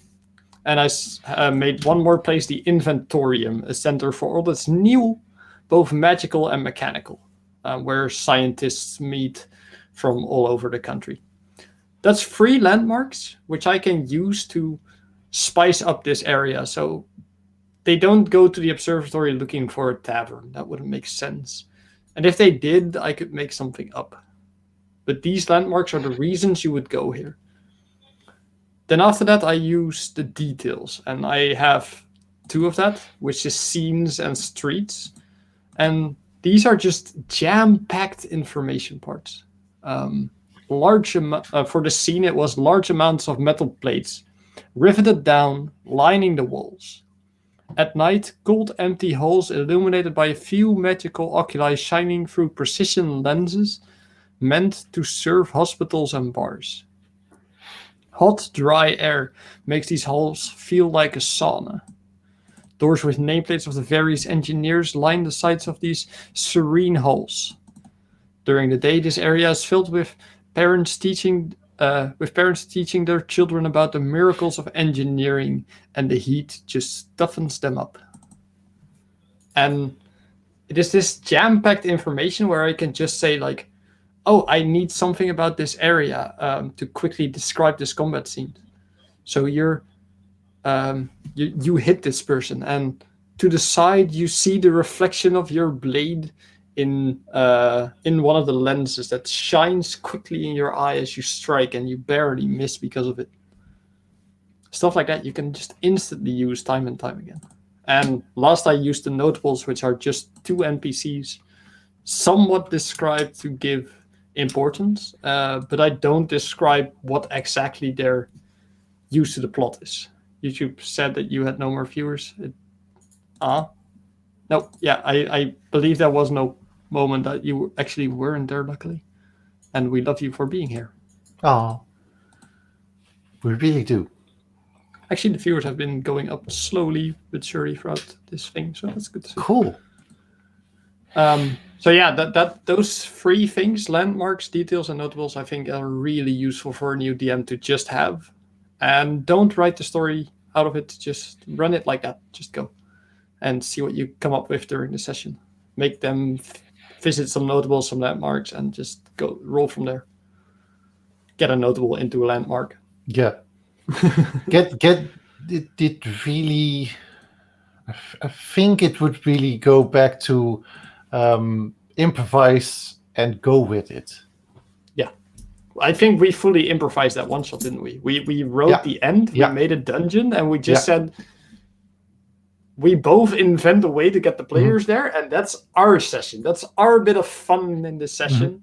And at the end, we just run because it's mechanics and we have to kill something. And I even misspoke myself, and I thought like, shit, now I have to add something extra, and I felt like, wait, that's making even more sense, because in the end there was some ritual going on, and wait, why would they do a ritual right there? Well, they found something with material components. Okay, let's run it. Yeah, fair. There could be material components in the ground. Why not? Yeah. It's a dwarven city underground. Yeah, there's a big ruby that has some special properties, and it's about this big. Exactly. Yeah, just continue to roll with it. Never say like, oh, I take that back. Why would you? No. Make it part of your story. Make it fun. I think last week I said like you were scouring the place for blood trails for the wolf, and I said there was a hand trail, and Malu was directly like, you said hand trail, so it's a man. Man. Should I take that back? No. I was like, please don't. please don't make it a werewolf now. I didn't want it to be a werewolf, and I knew you hadn't made it a werewolf. And then she comes and makes it a werewolf. Oh, I mean, if it's a handprint, then it is then it's a wolf, but werewolf. But I mean, a wolf paw, hand paw. Yeah, it's a paw print. Paw print.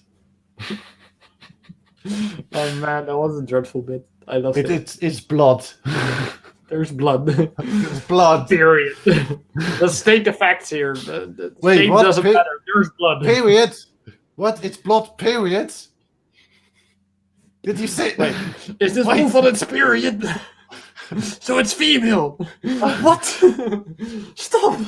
Right. You just assumed a wolf's gender? Fuck off. This goes back also to Blades in the Dark, where you have checks and you ask for checks as a player. And sometimes it's really good to not ask for checks. Yeah. So this is one of the lovely things about Blades in the Dark. And it's one of the things I kind of hate in D&D. In Blades in the Dark, the player is free to ask for whatever check they think they want to use, and then the dungeon master sets position and effect for it, so it says how effective it's going to be and how risky it is. So if you want to do a ritual in the middle of the street with no components, you're probably going to have a not too risky casting time and no effect, because it doesn't matter. But if you're unexperienced as a caster, and you go to a summoning circle below ground that's used to call up a Leviathan, it's a bit more serious than that. You start your ritual there, and you're not proficient with it, but you still want to go for it anyway. So you get maybe normal effect, maybe high effect, because you're in that summoning circle. But you get really high risk. There's no thing of resistance. It's just I roll low, so I fucked up. And if you want to check for guards in Blades in the Dark and you roll low, There it's are not guards. like you don't see the guards. No, They're just there. They just appeared because you checked for guards and you made story. And that's important about Blades in the Dark is the players are used to make the story. Yeah. And actually encouraged to take risks and make story. And in D&D, players are looking for the most optimal way to solve something. I don't think that's always the best way to play it. No. But yeah, I mean, D&D is a fantastic system, but not always the best. So what other systems have you run, and what did you like about some of them? I actually should have played Three Raccoons in a Trench Coat last Friday, but one of my housemates just signed off. And then I did not have 3 raccoons, so... 2 raccoons in a trench coat. There were 2 raccoons in a trench coat, which did not really work, and we thought like, well, he's gone now, so we just pick up Arkham. That's fun too. Oh yeah, Arkham City Horror, great. You've what played else did I run? You've played Call of Cthulhu? Yeah, played Call of Cthulhu, played Blade into the Dark. All fun, all wickets. I think in every one I just had a wicked character, and it was fun. You've played what's it called? I forgot. The one you're playing with Malu at the moment. Oh yeah, Good Society. Good Society, thank you. That's also a fun one. That's more not fantasy. Well, it's still fantasy because it's just taking place in our mind, and it's not really. I think 17th century old Britain high society, which is already no, it's not. Wait, late 1800s probably. No idea where it actually is because I'm not a really Jane Austen fan, but I like that setting. Fair. And yeah, it's like there's no magic, but there's just a lot of crazy things that can go wrong there, and those are mostly social encounters going wrong. I've run Blades in the Dark. I've played Stars Without Numbers. I've run Call of Cthulhu. I played it as well. D&D, Pathfinder, Fate. I'm probably forgetting a lot now. Probably. But those are definitely the most important and most impactful ones that I've ran for longer than one session. And yeah, most of it I liked more settings. Stars Without Numbers was great because space exploration is fun. It's really chaotic and weird. Fate, I loved being a superhero or a regular Joe that always has a power, and it's freedom. Fate is true freedom. Blades, I've loved the entire theme of it, and I'd love to run it more and more and more and more and more. It's a phenomenal setting. And for Dutchies out there, go to Amazon, buy the Blades in the Dark book. It's worth it. It isn't that available in the Netherlands, but it is through Amazon.nl. And it's worth a read. It has amazing DM habits in it that help you run D&D as well. And yeah, that book's great. Holy hell. Yeah, I'm going to buy it too. Hey, you can borrow it as well. Oh, yeah. Yeah. Next time I'm picking it up. Yeah, I love Call of Cthulhu. I like the setting. That's because I'm a Lovecraft nerd. I hate the imposed mechanics at first, and then I ran it multiple times, and I started liking them, but they're too much of a hassle to me. Yeah, there's so many mechanics and so many options, whereas you really just want to get into a mystery instead of think of what can I actually do. Yeah, and Call of Cthulhu is really great without combat. Mm-hmm. And that is a separate style of DMing, and you have to find experience with that, and I don't think I have enough at that yet. I do it in D&D, but in D&D I I know all the tools that I have to my disposal, and in Call of Cthulhu, I don't always know that. And I've run, of course, I've run some second edition, 3.5. I've run 4th edition and 5th edition now for the first time, fully, completely, always knowing most to all of the mechanics. And 5th edition is fun. I don't think the books are good enough, but it's fun. Yeah, you were talking mostly about, I think, like, especially Sword Coast, there's a lot of history and it's not been written down yet. Oh, man. So, what I to all of you new to D&D, don't go different, because just this one Faerun, which is a do-all, end-all of settings made to engulf all races and classes and everything in the world, isn't always great. It's a weird mix of everything. And Mystara, for example, thematically does that a lot better. And I think Greyhawk does it phenomenally. Greyhawk instantly says, this is a world dominated by humans. Yeah. And there are elven parts of the world, and there are dwarven parts of the world, but you have to find them. And they're their own thing, the way D&D originally describes them. And I think it works a lot better, because you finally get to have a human that says, I don't like elves. In Faerun, you can't do that. You just can't. You can't do that. That human will know 19 elves. It's hard. Yeah, that's also different. If you're in Faerun, elves technically know how humans live, how elves live, how dwarves live.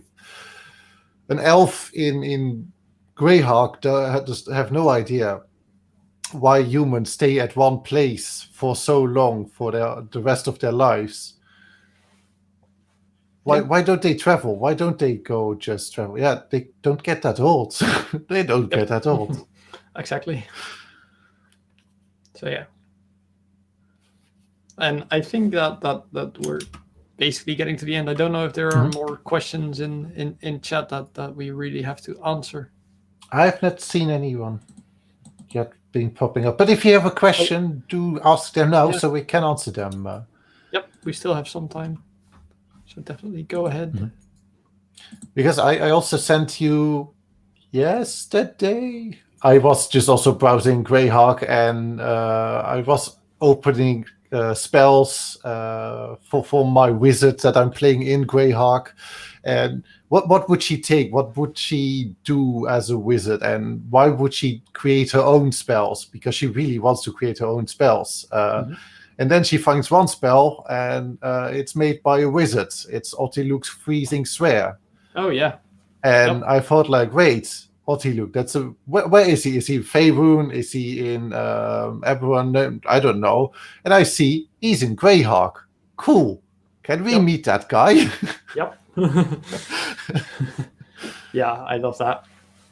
And they do exist. I think a few spells also refer back to Mordekainen, but Mordekainen has many.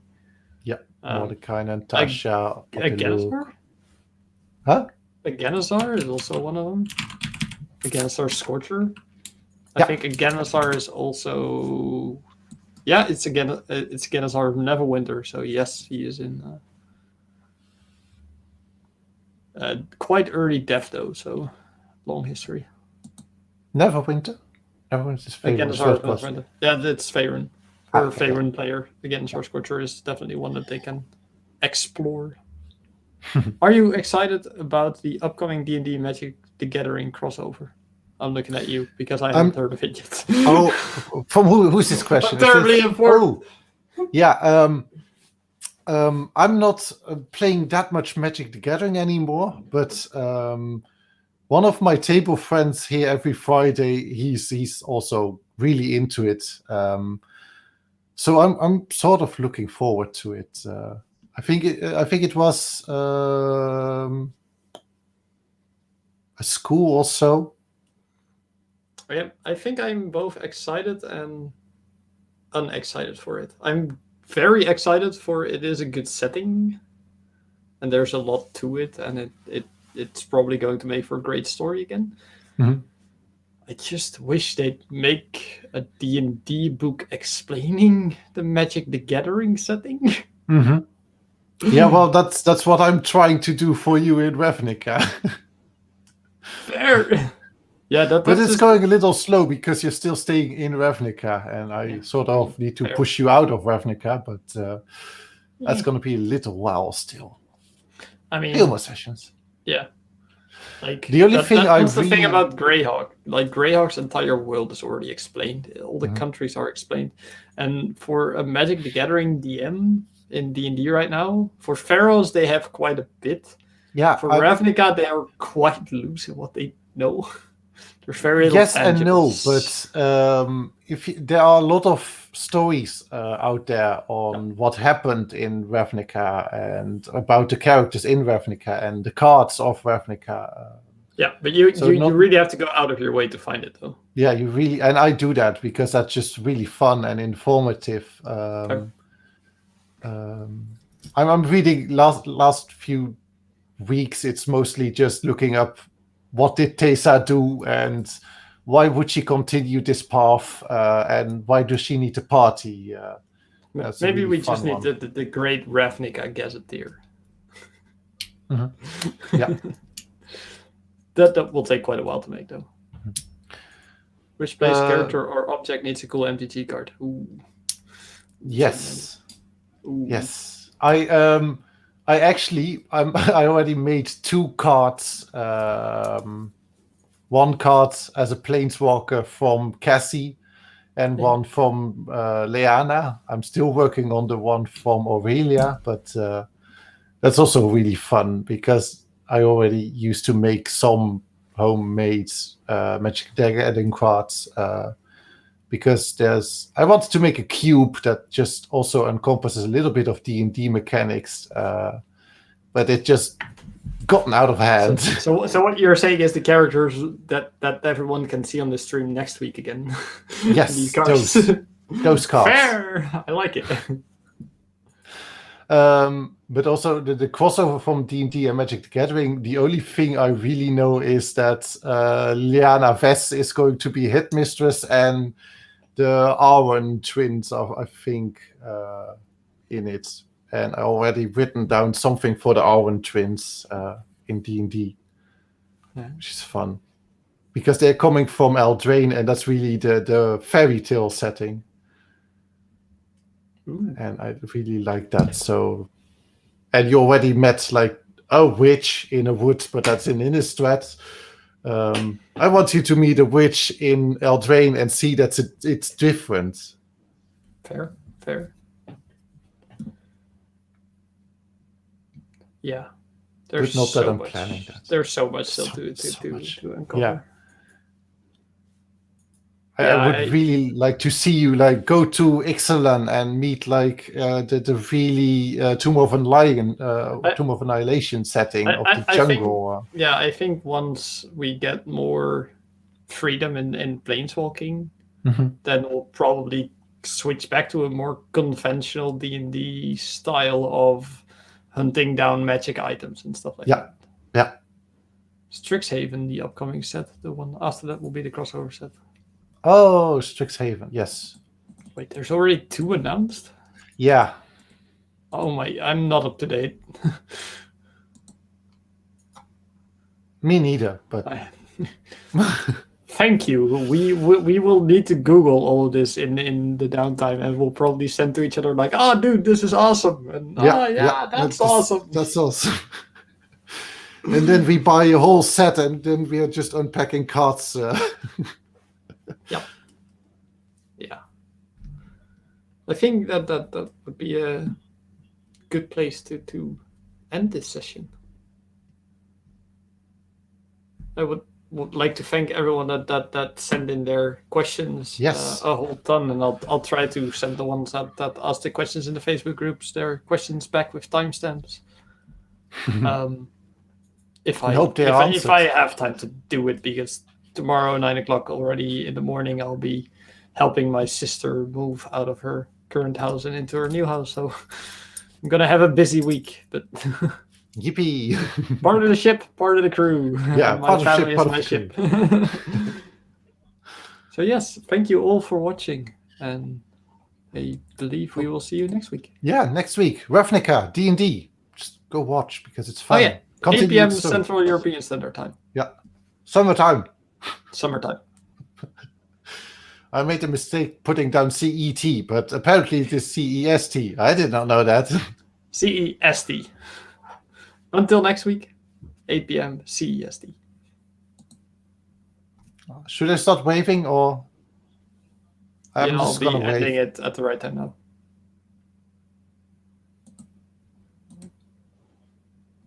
Okay, it's ended.